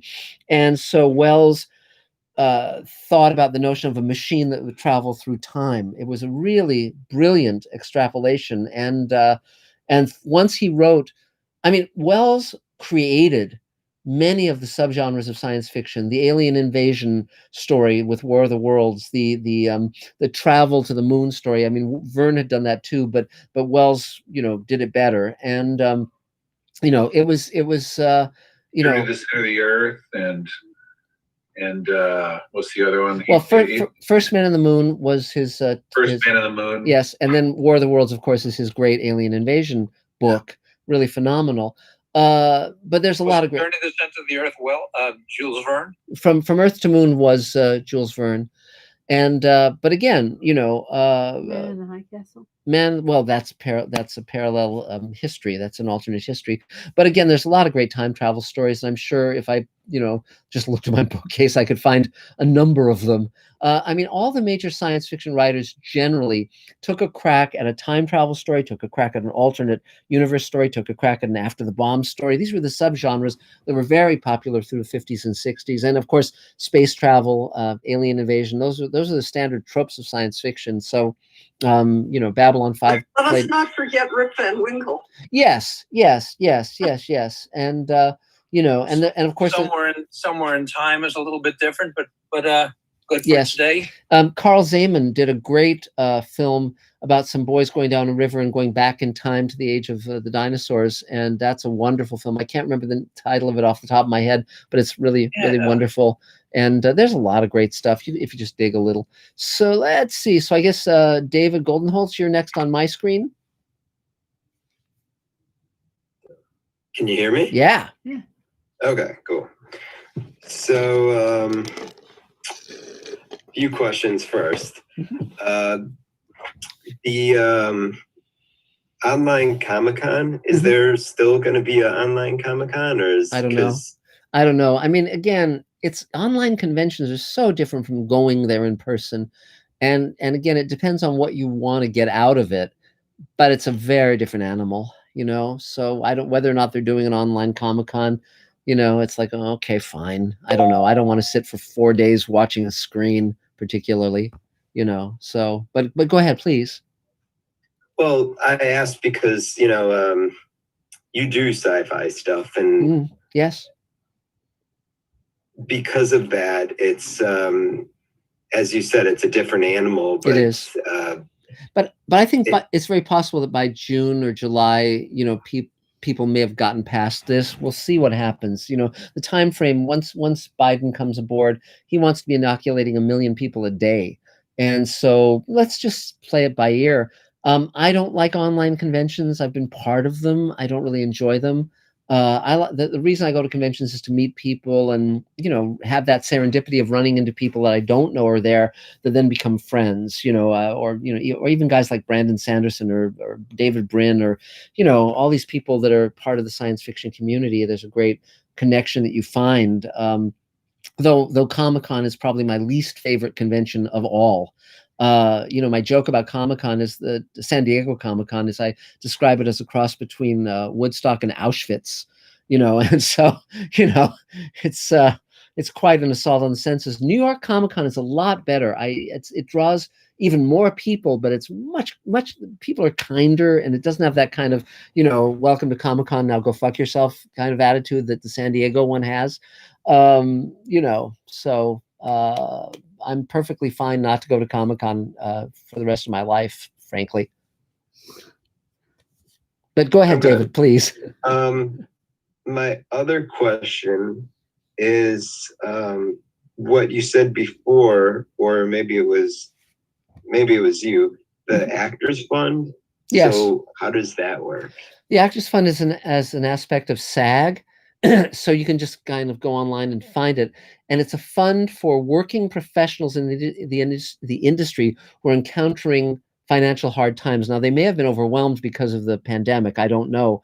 But it's worth looking into, because they make loans to people. They provide sometimes cash grants. I mean, you know, it's whatever works. I mean, the challenge is to get through these times financially and be inventive and utilize what's at hand. It's funny because Space Command applied for one of those $10,000 business loans or whatever from the government, and it all went mainly to the fat cats, to the big corporations and so forth. It was a very, very screwed up program, and you know, and I wasn't surprised, but it was a shame that the little guys couldn't get it. The sort of like the well was dry because it went to all the, you know, big boys. So, you know, not cool, really not cool at all. So anything else you need, David? No, just wanted to say hi to everybody and let everybody know I'm here, and Happy New Year. And also, Carol, I love the colors that's going on in your room. Cool. That's great. Okay, great. Well, 3 cheers. Green or purple in it. Just picks up some green and purple from somewhere in the universe, and it's so pretty. Yeah. So I had nothing to do with it. Thank you. There you go. Yay. 3 cheers. Also, if David is available, I want to hear one of his awesome stories. Oh, he already did that. He told the story. He told a wonderful story that later he can call you personally and relate the story to you. It was about the time he was driving and he saw a woman walking down the street carrying groceries, and he picked her up to give her a ride, and it was Marilyn Monroe. No, that isn't the story. Actually, that did happen to someone. She died 2 years before I was born. That story actually happened to Charles Beaumont, who was a writer on the Twilight Zone, and Pretty remarkable. So, but yes, there's lots of amazing stories, and someday I'll tell some of my Hollywood stories, which are fairly amusing. At least I'm told that by people who are trying to curry my favor. So, okay, great. Easily amused. Yeah. People who are easily amused. Yes. Well, I always talk about people who've reached their anecdotage, so you encounter a lot of those people, not you, David, but certainly I've known people like that. I mean, there's a great line from Mark Twain where he talks about, what's the phrase? Gosh, garrulous old people. It's great. It's great. So, okay, is there another Mr. Sci-Fi question, Adam? Yes, there is. We've got a question from Kevin Scott 76. Hi, Kevin. And you were just talking about alternate history earlier. Yeah. And this is a question about that. What about a story where Al Gore or Hillary Clinton become president? I've actually done Mr. Sci-Fi exploring the alternate history where Al Gore was elected, because he actually, got, what was it, 50,000 more votes or 500,000 more votes than George W. Bush, and then the Supreme Court just kind of handed Bush the election. It's fascinating to speculate on what would have happened if he had been elected. For instance, you would have had climate change being seriously addressed decades before now. You would have had, would 9/11 have happened? He would have been far more on top of the intelligence that was coming his way. The presidential daily briefing. Yes. That Laden determined to attack within the U.S. Well, that. It was more specific than that, Dave. The report was Bin Laden plotting attack on U.S. with airplanes. That was the report. And so I was just saying the headline. But more than that, the Iraqi war altogether. But more than that, he also would not have invaded Iraq because Iraq didn't attack us. It was Afghanistan, so it was simply the Republicans using that as an excuse to attack Iraq. He also wouldn't have had Dick Cheney for his vice president. Exactly, and so it would have been a very different timeline. And of course, if Hillary had won, or if Hillary had been allowed to win, or whatever, however you want to phrase it, it would have again been a very different timeline. It's fun to speculate, but ultimately, of course, useless. Sour grapes, but still fun. I like to phrase it: if Hillary had gotten the job to which she was elected. Yes. But but on the other hand, sometimes the good guys win. I think this week has been a very good example of that. So, and not to disparage our friends on the right, but it was a relief with the insurrection yesterday that was only a blip on the radar when it could easily have been something very, very, very worse. So anyway, okay, great. So let's see on my screen, Kuship, you're next. If you want to take your turn. Me? Yes.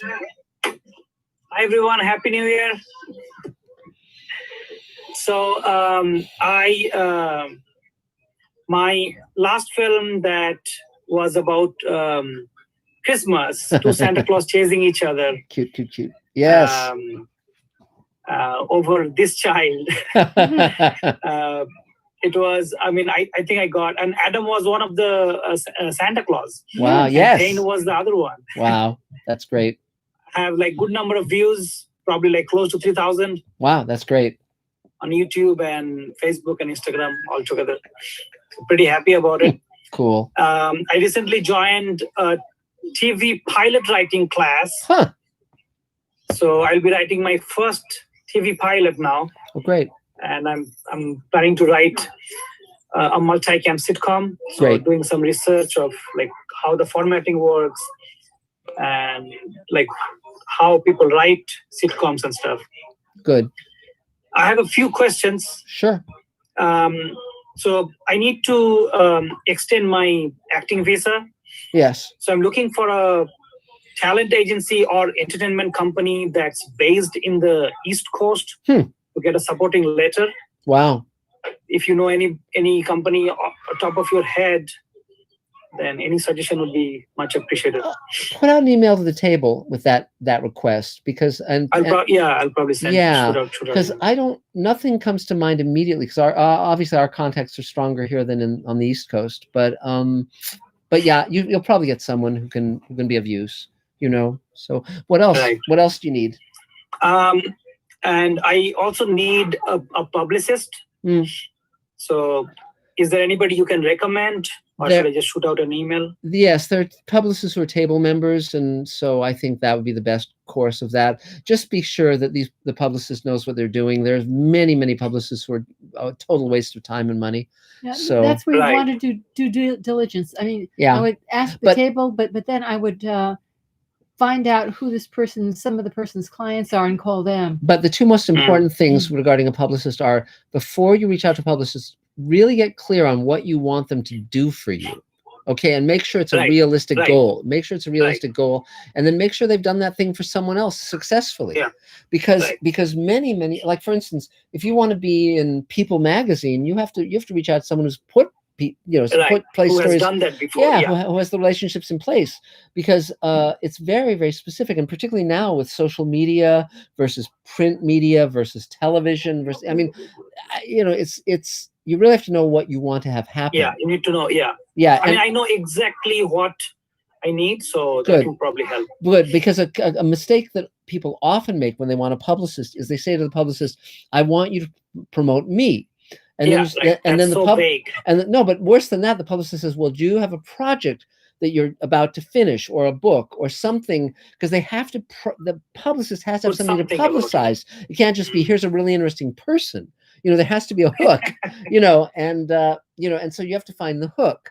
And some people are extremely good at creating those things. I mean, Trump, for all of his weaknesses, is very good at creating news, creating content, and that's his specialty. I'm sure. It is very much so. Or someone like P.T. Barnum back in the 19th century, just brilliant at it.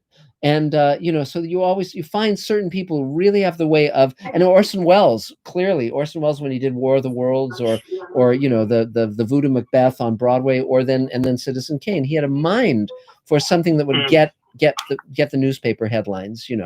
Brilliant. So yeah, absolutely. So anything else?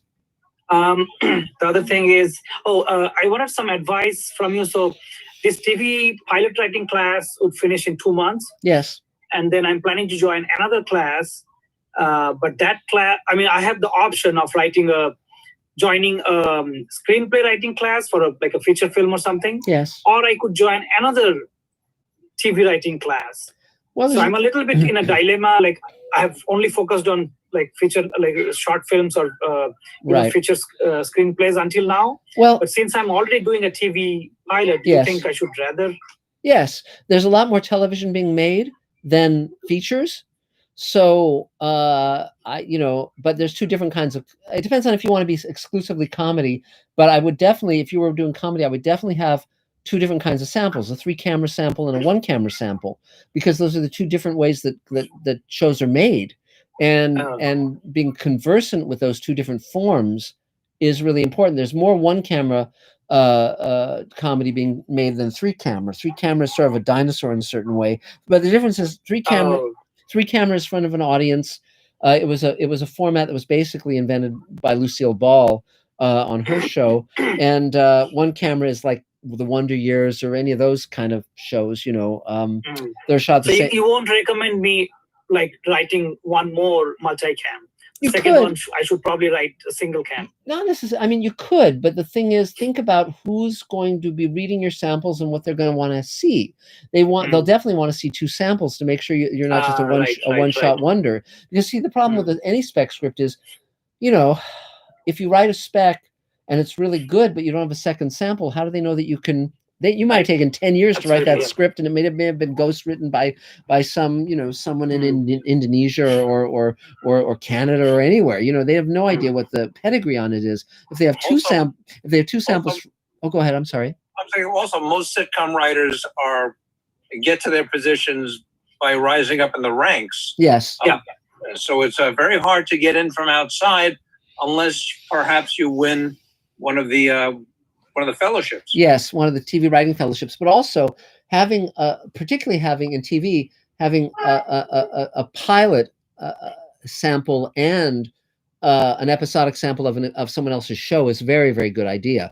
But the episodic sample is only good for as long as the show is on the air. You can't, you'd be very foolish to write something that's here and gone, So yeah. Now the multicam and single cam, other than the formatting and those kind of like technical differences, is there a very core difference in the storyline or a plot that you are thinking about a multicam? Yes, there are differences. Very easily be adapted to a single cam. No, not very easily. There is a different style. Basically, single cam can go anywhere and shoot anything, just like a drama. So it's going to have usually more settings. It's going to have like a typical three camera show is, you're in like the house of the main character and the neighbors drop by. Seinfeld is a great example of that, or Friends, or in the old days, I Love Lucy or the Dick Van Dyke Show. A single cam is literally they're out in the world, and it can be set anywhere, and any location. And you might have standing sets, which might include the main character's house. I mean, Schitt's Creek is a good example of a one camera comedy. Okay, the big difference is a 3 camera show is shot in front of a live audience. A 1 camera show is not generally. That's sort of the difference. But the main thing is the script has to be funny, and it has to have strong characters. That's really what they're looking for more than anything else. The technical stuff can be learned fairly easily, but you have to be able to actually write something that people would be entertained. Make people laugh. Yeah, not just laugh, but be entertained by. You have to think about, why do you watch a certain comedy show over and over and over again? You watch it for the characters. You don't, even when you know what the jokes are. And that's why I Love Lucy is so great, or Dick Van Dyke, or it's about the characters. It's about, or The Honeymooners, another great show. There's a reason those shows last. It's because of who the people are. Yeah, and I think TV shows are always about the characters, because they have to last for so long. Yes, and that's why it's great when it works. That's why it's great when it works, because you love those people and you want to spend time with them.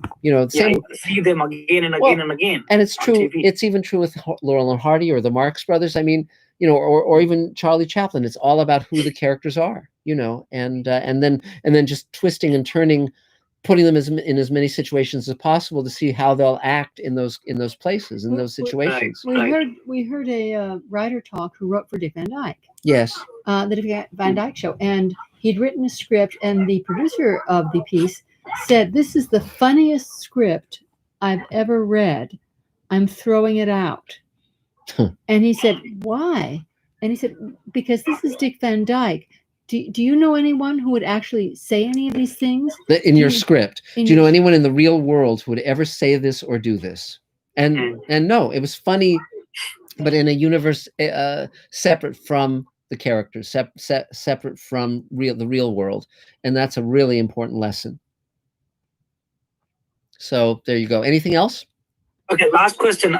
Sure. For the San Diego Comic-Con, I was doing some research. Oh, good. And I was trying to find out what kind of membership I can apply for. Sure. And some folks from Table, they recommended that I can go for a professional membership. Yes. And I see right now they're not accepting any more applications for professional because it's getting carried over from last year. If you reach out to the Table, there will be people who can help get you in. Just put out the word. But have you been to Comic-Con before? I don't remember. Yeah, only one time. Yeah, it's extremely stratified. So in other words, all of the major A-list people and A-list meetings and A-list parties are off the convention floor and very difficult to get into. And what happens on the convention floor, they have it designed really, really rigidly, so it's almost impossible to talk to any of the A-list people. It's much harder than it used to be. It's really, one has to be very inventive and be very clear what one is trying to accomplish there. A lot can happen, but you just have to know what you're doing. And again, I hate the snobbery of Comic-Con. I hate the exclusivity of it. It's antithetical to what I believe Hollywood should be, frankly.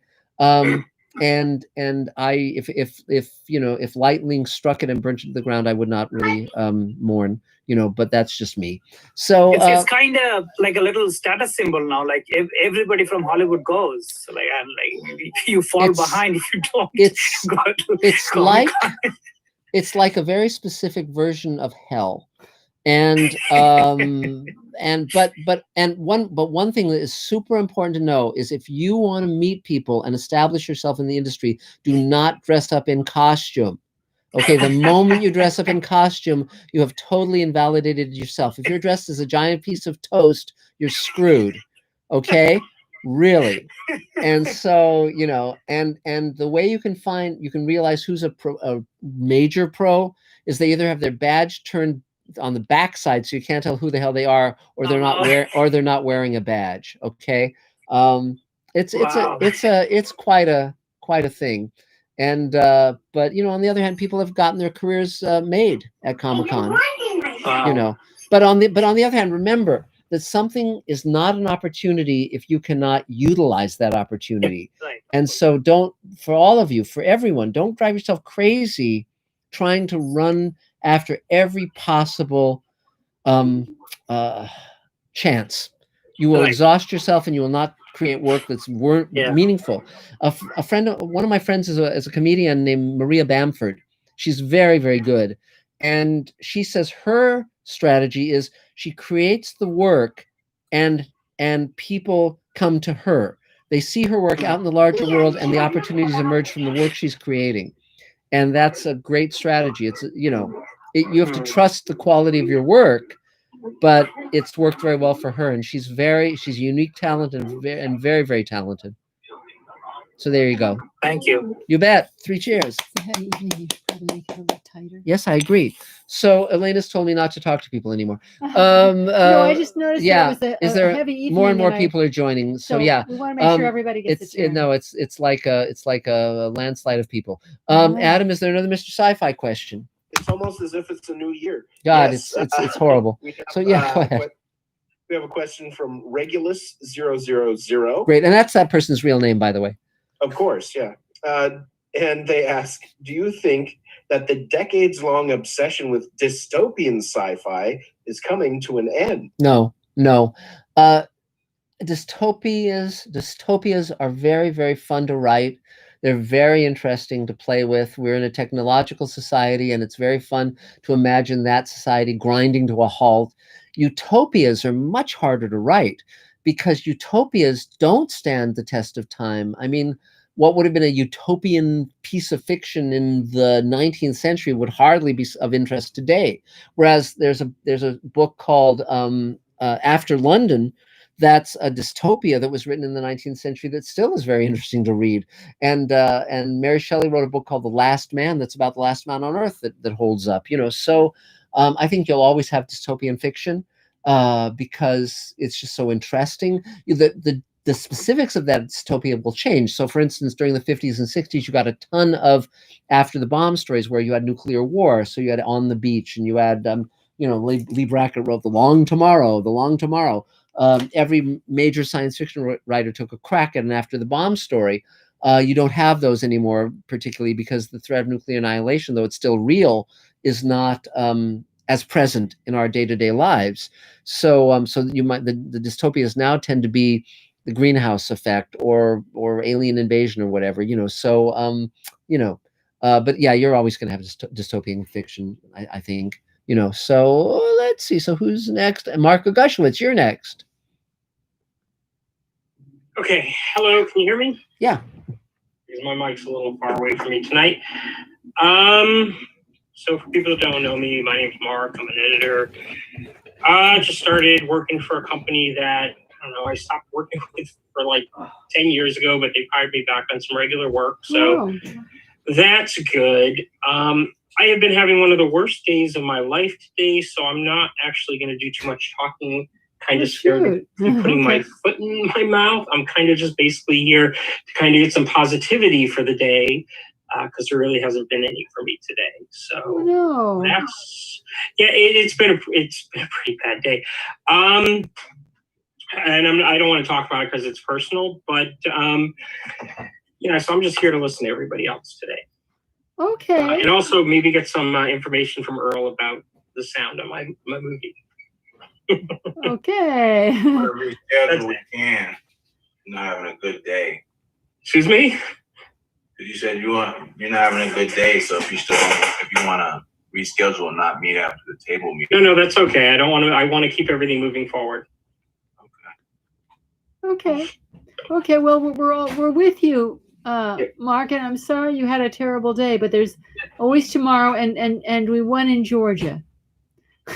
Yeah, I just listening to everybody else and all the positivity and everybody else's project. It helps. So great. That's why I'm here tonight. Okay, great. Well, welcome. Yay. So, is there another Mr. Sci-Fi question? Yes. Let's go to Spacefaring Civilization. And their question says, drawing upon your experience with ripple effect, how do you get good quality recording on the internet, especially for DoCo interviews? Zoom doesn't allow HD recording. I don't have that answer. Dave or David Bartlett, do you know anything about this? Well, you can use an auxiliary recording if you can run a second recorder at the same time. In a pinch, you could even use a smartphone. What we found in ripple effect is a lot of times you don't. You work with what you got, but we worked around things. But I would say use a secondary recorder. Yeah, but make sure you clap your hands so that you can then sync them up. I can chip in on that one. There's a lot of talk out there about the quality of the microphones that are used, and the placement of the microphones is actually more important than the quality. If you have the microphone close to your mouth and you don't have things in the room that bounce the sound off the walls, like my room, for example, right now has books and fabric and things around. It's used for ADR sometimes, replacing dialogue. In here, I have a couple furniture pads I put up. I tell people, we've done this many times. In fact, we did it on Ripple Effect, where people can take their phone into their walk-in closets and shove some of the clothes out of the way and make an environment that's in there that's very good too. So if you're conscious of that when you shoot, that's really most of the battle, because after that, you're just patching up stuff that isn't good. So it's very difficult to improve on something that isn't good. However, there is software that does that. Pro Tools has software that does it. Other programs have plugins that do that. You have to really know what you're doing to use some of it, but some of it's actually not that difficult, and some of it is not very expensive either. So noise reduction that's out there can be very useful for that. And just like when you're recording anything, try to get some room tone. Just 10, 20, 30 seconds of just the ambient sound of the room. Every room has its own character. Every microphone has its own character.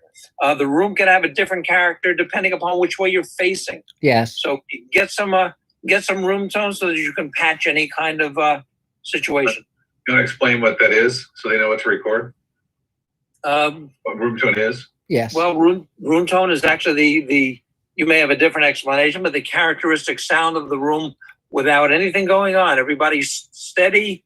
If you've got a refrigerator going on in the room, which you shouldn't, record the room tone with the refrigerator. Right. Because you want it to be consistent. What can you add to that? Earl, David, Mark? Yeah, I mean, room tone is literally the sound of the room that you're recording in, and what you want to do is leave the volume level of the recording input the same as you did when the dialogue was recorded. You don't want to try to record it louder or softer. Keep it the same so it patches those holes in post. Right. I'm actually not as important a fan of room tone per se, because I make it mostly in the post-production phase anyway, but that can be very useful, especially when you're editing and you don't have time to do any much of a sound work. You got these big chunks and holes and people are off camera or whatever, then you can stick some of that in and you'll be good to go. You can spackle. But also one thing, when we did Grizzled Space Jockey, Mark had to ADR a line, and I said, sit in the same spot. Yes. Put the camera, the phone in the same spot, and it worked fine. Right. But also, frankly, like with an iPhone 4 or whatever, I mean, the camera and the recording, the mic, they're very good. I mean, compared to the way things used to sound, we're miles ahead of that. And just be aware that often the reason the sound is shitty on like a Zoom call or whatever is because the internet connection is really poor. And so that's where you want to be running a recording medium like your iPhone right next to you, close to you. So if you need to spackle, you can, but also, realistically, if you really want things to be of a higher quality, you record them you know, you don't record them over the internet. You record, like, for instance, when I do Mr. Sci-Fi, I turn my camera on myself, I record myself, you know, real time, real world, and then I put it up online. You know, so with like, for instance, on Ripple Effect, we didn't use Zoom calls as our recording medium, even in the scenes, like, for instance, with Neil deGrasse Tyson being interviewed. That was, we filmed those in 2 separate places on 2 different coasts, in fact, and then edited them together as a split screen, but that wasn't recorded as a split screen. Right, Dave? You are correct, sir. Yeah. I mean, Barbara Bain had a little bit of a trouble with her Yeah. recording, one of the lesser ones, and yeah, to make up for it, we added subtitles for her deaf friend who was listening to the recording. Yes, I mean, had to concede. Right, and again, you know, because that was shot in Asia-Vision, I think, and you know, so to speak. But again, with Ripple Effect was a very unusual. For those who don't know, Ripple Effect was a 2-hour extra episode of Elaine of Space Command that Elaine and I wrote, directed, and produced at the beginning of the pandemic to show that you could create content that would be meaningful during a pandemic without endangering anyone.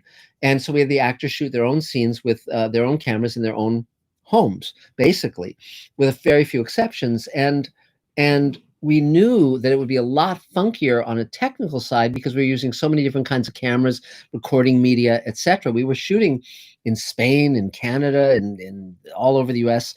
And different frame rates. And we knew that people would be more forgiving of the technical aspects because they knew that we were doing this during a pandemic and it was an experiment. It was basically, our audience was sharing the experiment with us because we didn't know how it was going to turn out until it turned out. And so you had to have sort of a daring sense of experimentation. It was sort of like, okay, we're going to take a run at this and we'll see what happens. Whereas with the more standard episodes of Space Command, like the pilot that we have up there now, or 102, the second hour that we're working on now, and so forth, that's much more standard. We're shooting with RED cameras and 4K and putting 900 visual effects shots in each hour and all this insanity. So it's very different, and recording with professional sound recording equipment, and you know, with Howard Benjamin recording us and so forth. So you know, but remember, again, you want people to be able to hear the sound and not have to struggle. Sound is very important, but creating something that's entertaining is the most important. You know, most stuff is crap. You know, most people make comedies that aren't funny. They make you know, stuff that just doesn't look, sound, or isn't good. I mean, so content is the most important thing. Make sure it works. You know, if the actors have to be good, the writing has to be good. So anyway, that's my little 19 cents of that. So yes, so continuing on, Lydia, you're up. Go for it. Oh, we can't hear you yet. There you go. Okay. Hello? Yes, we can hear you now. Hello? Yes. Hey. Sorry. Go for it. Nodded off there for a minute. Yeah. I was listening to you there, man. Excuse me. And you and Dave got a relationship that's really wonderful, man. You guys bounce off each other. And that's what I'm learning with Emily. Emily reminds me of stuff I did in music years ago. And I got a request for something I did in 1970. And again in 80. And Emily remembers that stuff. She said, Dad, here's where that is. So I just want to pay you guys a compliment. You're very encouraging. Thanks. We're listening. Pretty soon you're going to hear some of the music that I'm working on. I'd be more than happy to get your critiquing of it. Great. That sounds great, Benjamin. And Emily, is there anything you need? Not that I can think of. I just wanted to let you know that I did pitch a couple of my article ideas. Great. I think it was during the last week of December. So Great. I'm waiting to hear. I'm waiting to follow up on that. So. Yes, and one thing next week I'll be great. That's great. And one thing I want to mention. We want to say welcome everybody to 21. Yes. Old enough to drink. And the but the one thing I was going to say is, you know, because Elaine was very, very upset yesterday by the insurrection in DC. But I thought it was great because we won. We have the Senate, we have the presidency, Black Lives Matter. God knows. We have a black vice president of Indian descent. We have, it's like it's just to return to normalcy, for God's sake, just to not have to have an orange guy who's crazy every day. My God. And then there's the vaccine. Yeah. You're a second man. America calls all of us, and it's wonderful to see the way people are thinking coming 21. So it's going to be a good year for all of us, especially in the industry. Yes. So many coming. And Dave, I want to tell you, man, I think about you. Last conversation I had with you all the time, he was very instructive, man. I like talking with you. Yeah. Well, yeah, he's great. And the lovely thing will be looking forward to where the only orange thing I have to deal with is a carrot that I'm eating. Okay. But isn't it wonderful to finally have a president who's a senior citizen white guy? Jesus Christ. 13 days. 13 days. Get ready for surprises. Yeah. Let's no, he's going to be we won't get it. We won't talk politics. I think the next two weeks are going to be just fine. And I have my reasons for that, which I'll talk about on my Mr. Politics version. But so great. Well, it's great to see you, Benjamin and Emily. 3 cheers. Yay. Thank you so much. Good night. Good night. And so Lydia Torres, if you want to take your turn, go for it. Oh, are you there, Lydia? Oh, we can't quite hear you. Can't hear you. Okay, do you have the volume on your sometimes it's the volume. Huh. Okay. Can say something and maybe we'll be able to hear you. No, we can't hear you. It's not working. Shucks. Sorry about that, Lydia. Anything else we might try, Adam? Try looking at audio settings. That'll give you a picture right there. And if you're talking during audio settings under microphone, an input level, while you're talking, it'll give you a little bar that's moving, and that'll tell you that your microphone's working. If it's not, then you need to select a different microphone. Yes. Oh, no, we can't hear you. Rats. So whatever microphone your computer's using. But you have a great future in mime. Well, if you're able to solve it, we can come back to you, Lydia. But sorry about that. Gino, do you want to take your turn?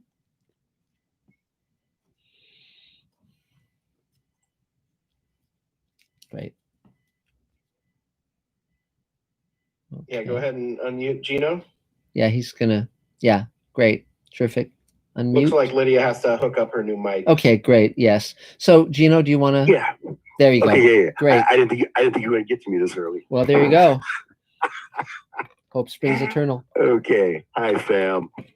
Okay. Hi, Gino. Let's see. Kick-ass actor, filmmaker, comedian. I don't need anything specifically myself right now for what I've got going on, but I did have a couple other questions. Sure. Okay. What the hell is dystopian? That's a good question. Basically, utopia. Remember the last 4 years? Here, dystopia is a science fiction term. It's the opposite of utopia. A utopia is a future where things go wonderfully well and people are happy. Okay, a dystopia is where everything goes to hell.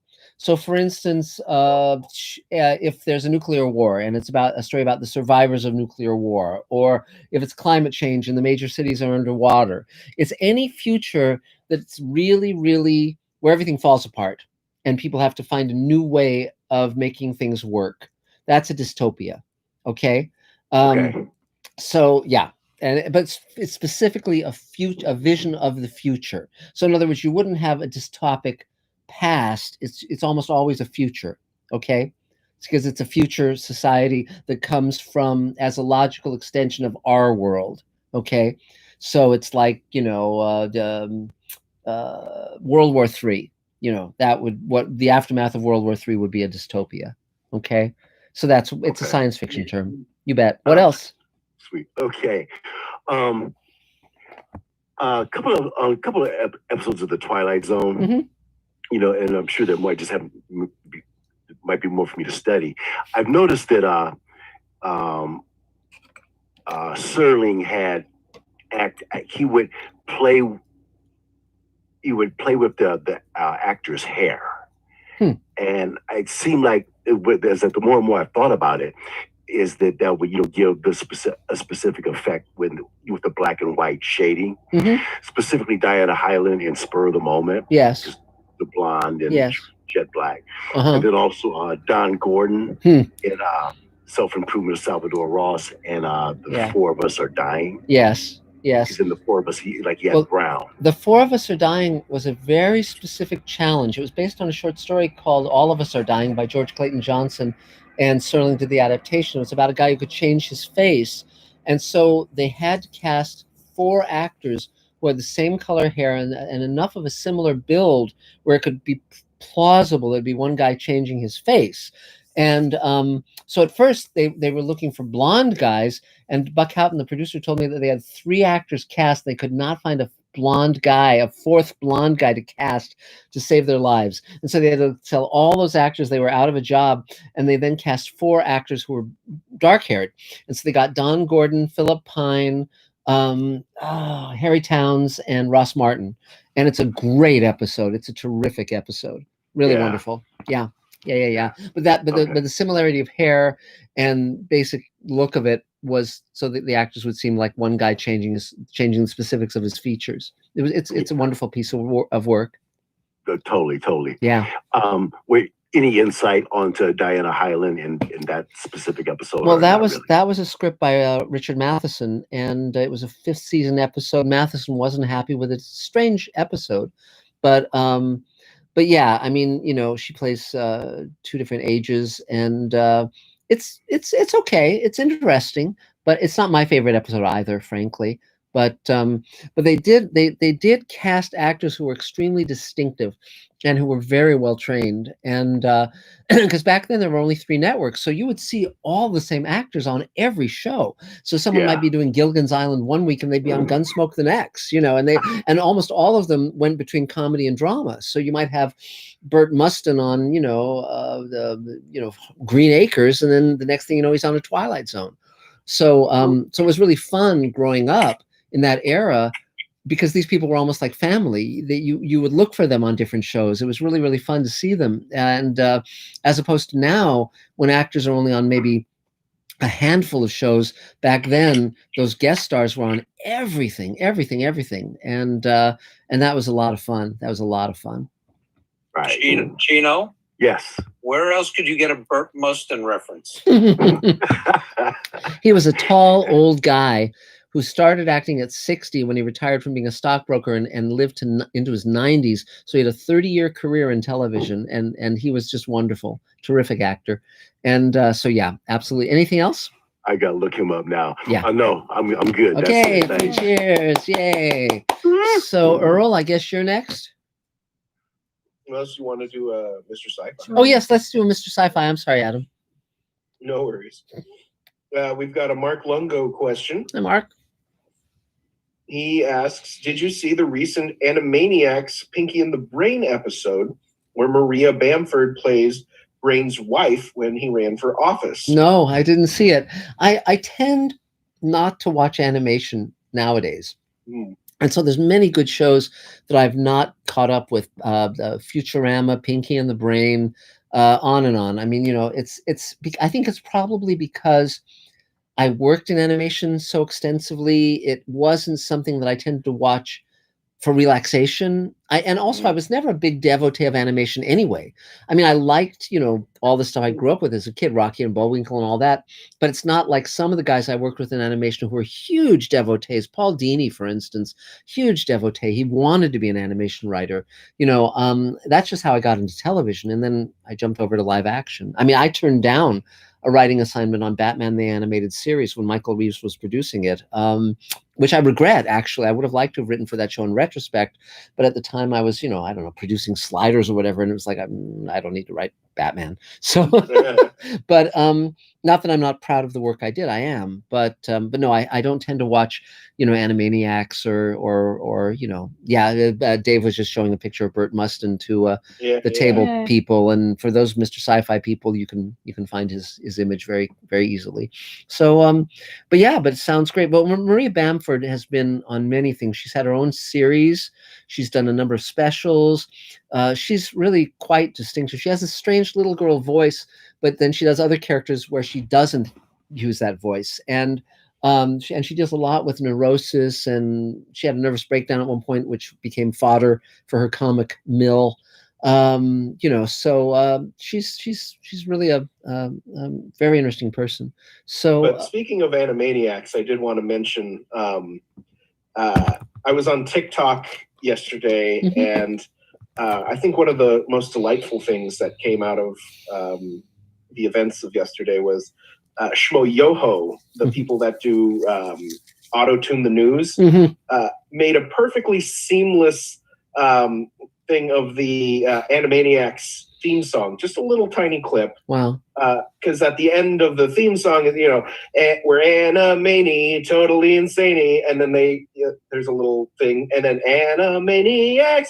Well, the thing that they spliced in was there was a one of the people was saying how they got they took me out and maced me. it rhymed, so that's funny.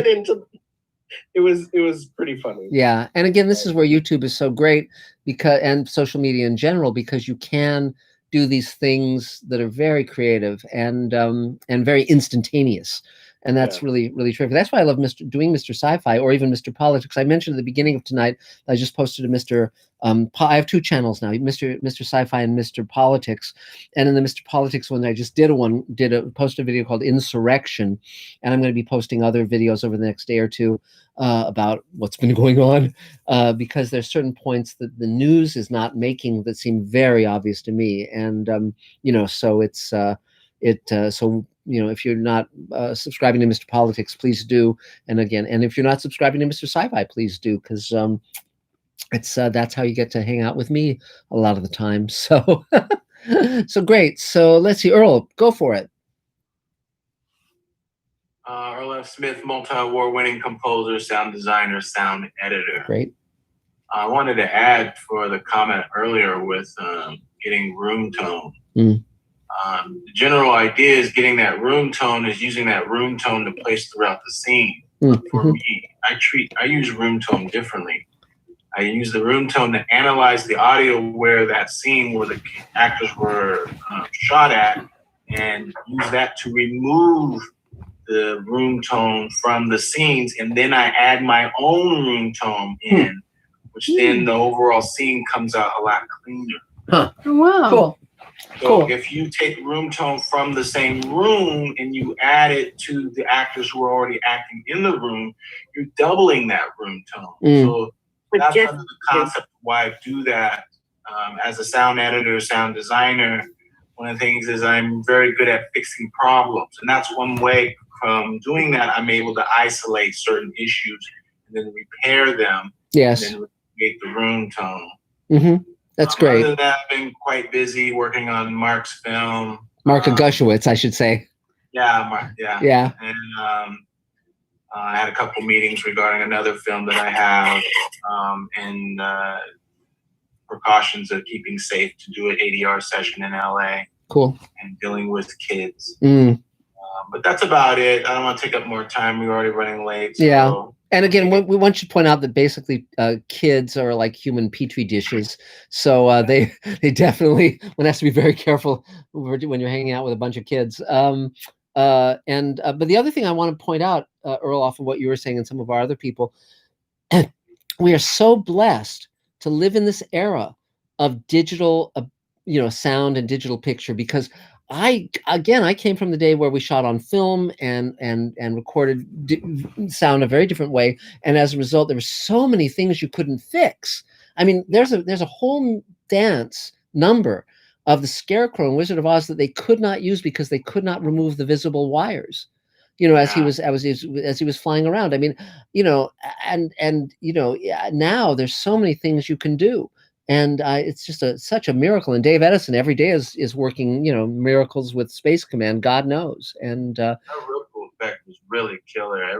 Y'all did a really good job. Thanks. Yeah. Really. But again, it's like, this is why it's so important to have friends who know the answers to things. because otherwise you're just screwed. And so I'm pretty good at faking it. Yes. Well, but again, faking it, there's a wonderful zone where faking it becomes really doing the job. Where you say, okay, I don't know how this is done the usual way, but I'm going to find a way to make. Well, Orson Welles is the great example of that. He didn't do things the way everyone else in Hollywood did them, but because he came to it fresh and it was so revolutionary that he created his own way of making movies that was just astonishing. And that was because he came to it fresh and invented a lot of stuff. And that's amazing, so he was, so there's a lot to be said for that. So is there anything else you need, Earl? Oh, great to see everyone. Yay, 3 cheers, you too. So, Adam, is there another Mr. Sci-Fi question? Let's see.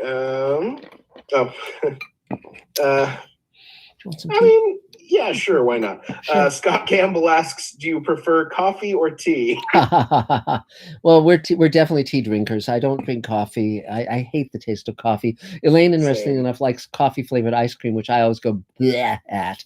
And but I didn't drink tea when Elaine first met me. I just drank like soda pop. I'd go through like a liter of Pepsi every day, and then I totally stopped drinking soda pop decades ago, and thank God.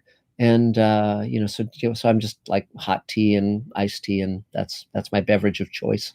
So there you go. So now the high point of the evening, Elaine, wonderful Elaine. I'll be back. Talk for a minute. Yes, well, like a lot of you, I was glued to the television set, and I was very glad that we don't have flies in our house because my jaw was on the floor, and I would have probably gotten a few of them in. So I'm glad that period is over. But gearing up and both in working on Space Command and having to design our ambitions around COVID, because we're working with a lot of older actors, and so we do have to be very cautious of that. So between the set building and the actual shooting and dealing with the actors, it's we do have to be extremely cautious and trying to keep group. It was written for groups, and we're trying to see how much we can do with just 2 actors at a time. So that's very interesting. And now I'm ramping up with David's help to and my DP's help to shoot Voiceless Roar, and Mark is helping me gather money and performers, and so between that and Space Command, just keeping pretty busy. Our days are full. Our days are full. So that's about it. Is there anything you need? Not right now. Okay. Yay! Elaine is great. So Adam, is there a final Mr. Sci-Fi question? Let's see. I think no. I think that does it. Yes. Go for it. Oh, I'm sorry, Adam. I missed that. I'm sorry. No, I think that does it. Yes. Okay, great. Elaine was just talking to me for a minute. So now it's me, wonderful me. It's good to see everyone. Happy New Year and happy new government. And it's busy. My days are so busy. but it's good busy. I'm writing a new book called Greenlighting Yourself. I'm past the halfway mark, which is great. It's all downhill from here. And Silman James will be publishing that as soon as I'm done with it. It's the only book I ever sold on the title, which is Greenlighting Yourself. I sent an email to 2 editors at 2 different publishers I know, and I said, "Would you like a book with that title?" And one of them said, "Yeah." And so now I just have to write it. And Silman James is my publisher on the Twilight Zone companion as well. So I've dealt with them over many years, and they're terrific, and I really love them. And we're doing Space Command. We're doing the Showrunners Network, which is a slate of 6 shows that we're creating with a number of different famous showrunners, including Rockne O'Bannon from Farscape and Mark Fergus and Hawk Ostby from The Expanse. And it's coming along. And beyond that, Space Command is moving great steam, and we're fortunately my investors have kept sending us money so we can keep going and keep everyone on the payroll. And beyond that, we've been good luck with our visual effects. Visual effects is going great, thanks to David Bartlett and Dave Edison and everybody else. We have VFX guys working here in the States and in Chile and in Germany all at the same time, because there's so many of them, so many visual effects to do.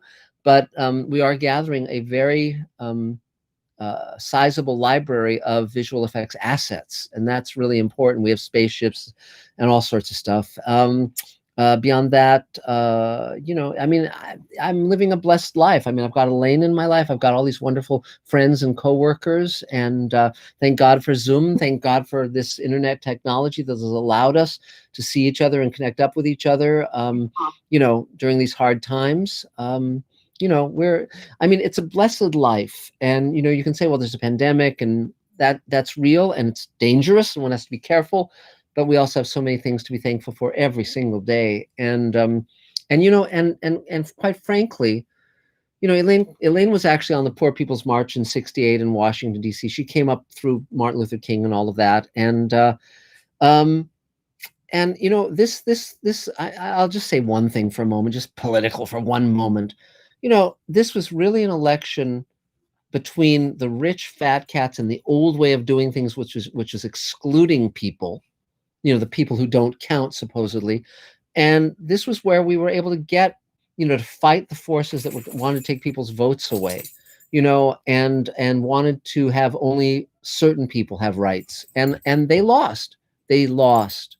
And I think they wanted to go back to the green. Well, you know, but the thing is, you know, this is an ongoing fight, but it's nice to really recognize when the good guys win, you know? And it's very interesting because I actually have the photoplay edition of Birth of a Nation from 1915. Wow. And it's a book. It was originally a book called The Klansman. It was about it made the Ku Klux Klan into heroes. And the father of the writer of that book had been an officer in the Confederacy. And he wrote, the author wrote an introduction, and he said he recalled when, during Reformation, they specifically set out to take away, to disenfranchise the black voters. And he says that overtly. And you realize it's the ongoing fight. It's the ongoing fight. And I think it's great. I think it's great that we won this time. And that doesn't mean we won't lose other times, but it means that this is a time to actually celebrate something. And, you know, so that's my little 2 cents and my political. And for those of you who are worried about the inauguration, I have 2 words. Water cannon. Yes. Exactly. Yes. Well, and there's a lot of things we could say. But so we've reached the end of today. And Mark's always saying what shirt he's wearing. I'm wearing this one today. Yay! That's great. Exactly. Yes. Good. And I was just thinking, you know, Black Lives Matter. I was thinking about all those ignoramuses who say, well, all lives matter. So I think that for many of us, it'd be nice to just have a T-shirt that says, "You don't get it." you know, it's like, no, that's not the point. You know, but thank God for all of us. Thank God that we all love a world where diversity is something that enriches our lives. I love America and the fact that we have different kinds of people. You can come here and be an American wherever you come from. I love that. And I want to sustain that. So I've got to go because I've got dogs that need walking. So we'll talk again next time. Thank you all. And give me a kiss for me. Bye. See ya. Bye. Bye, guys. Talk soon next time. Take care. Okay.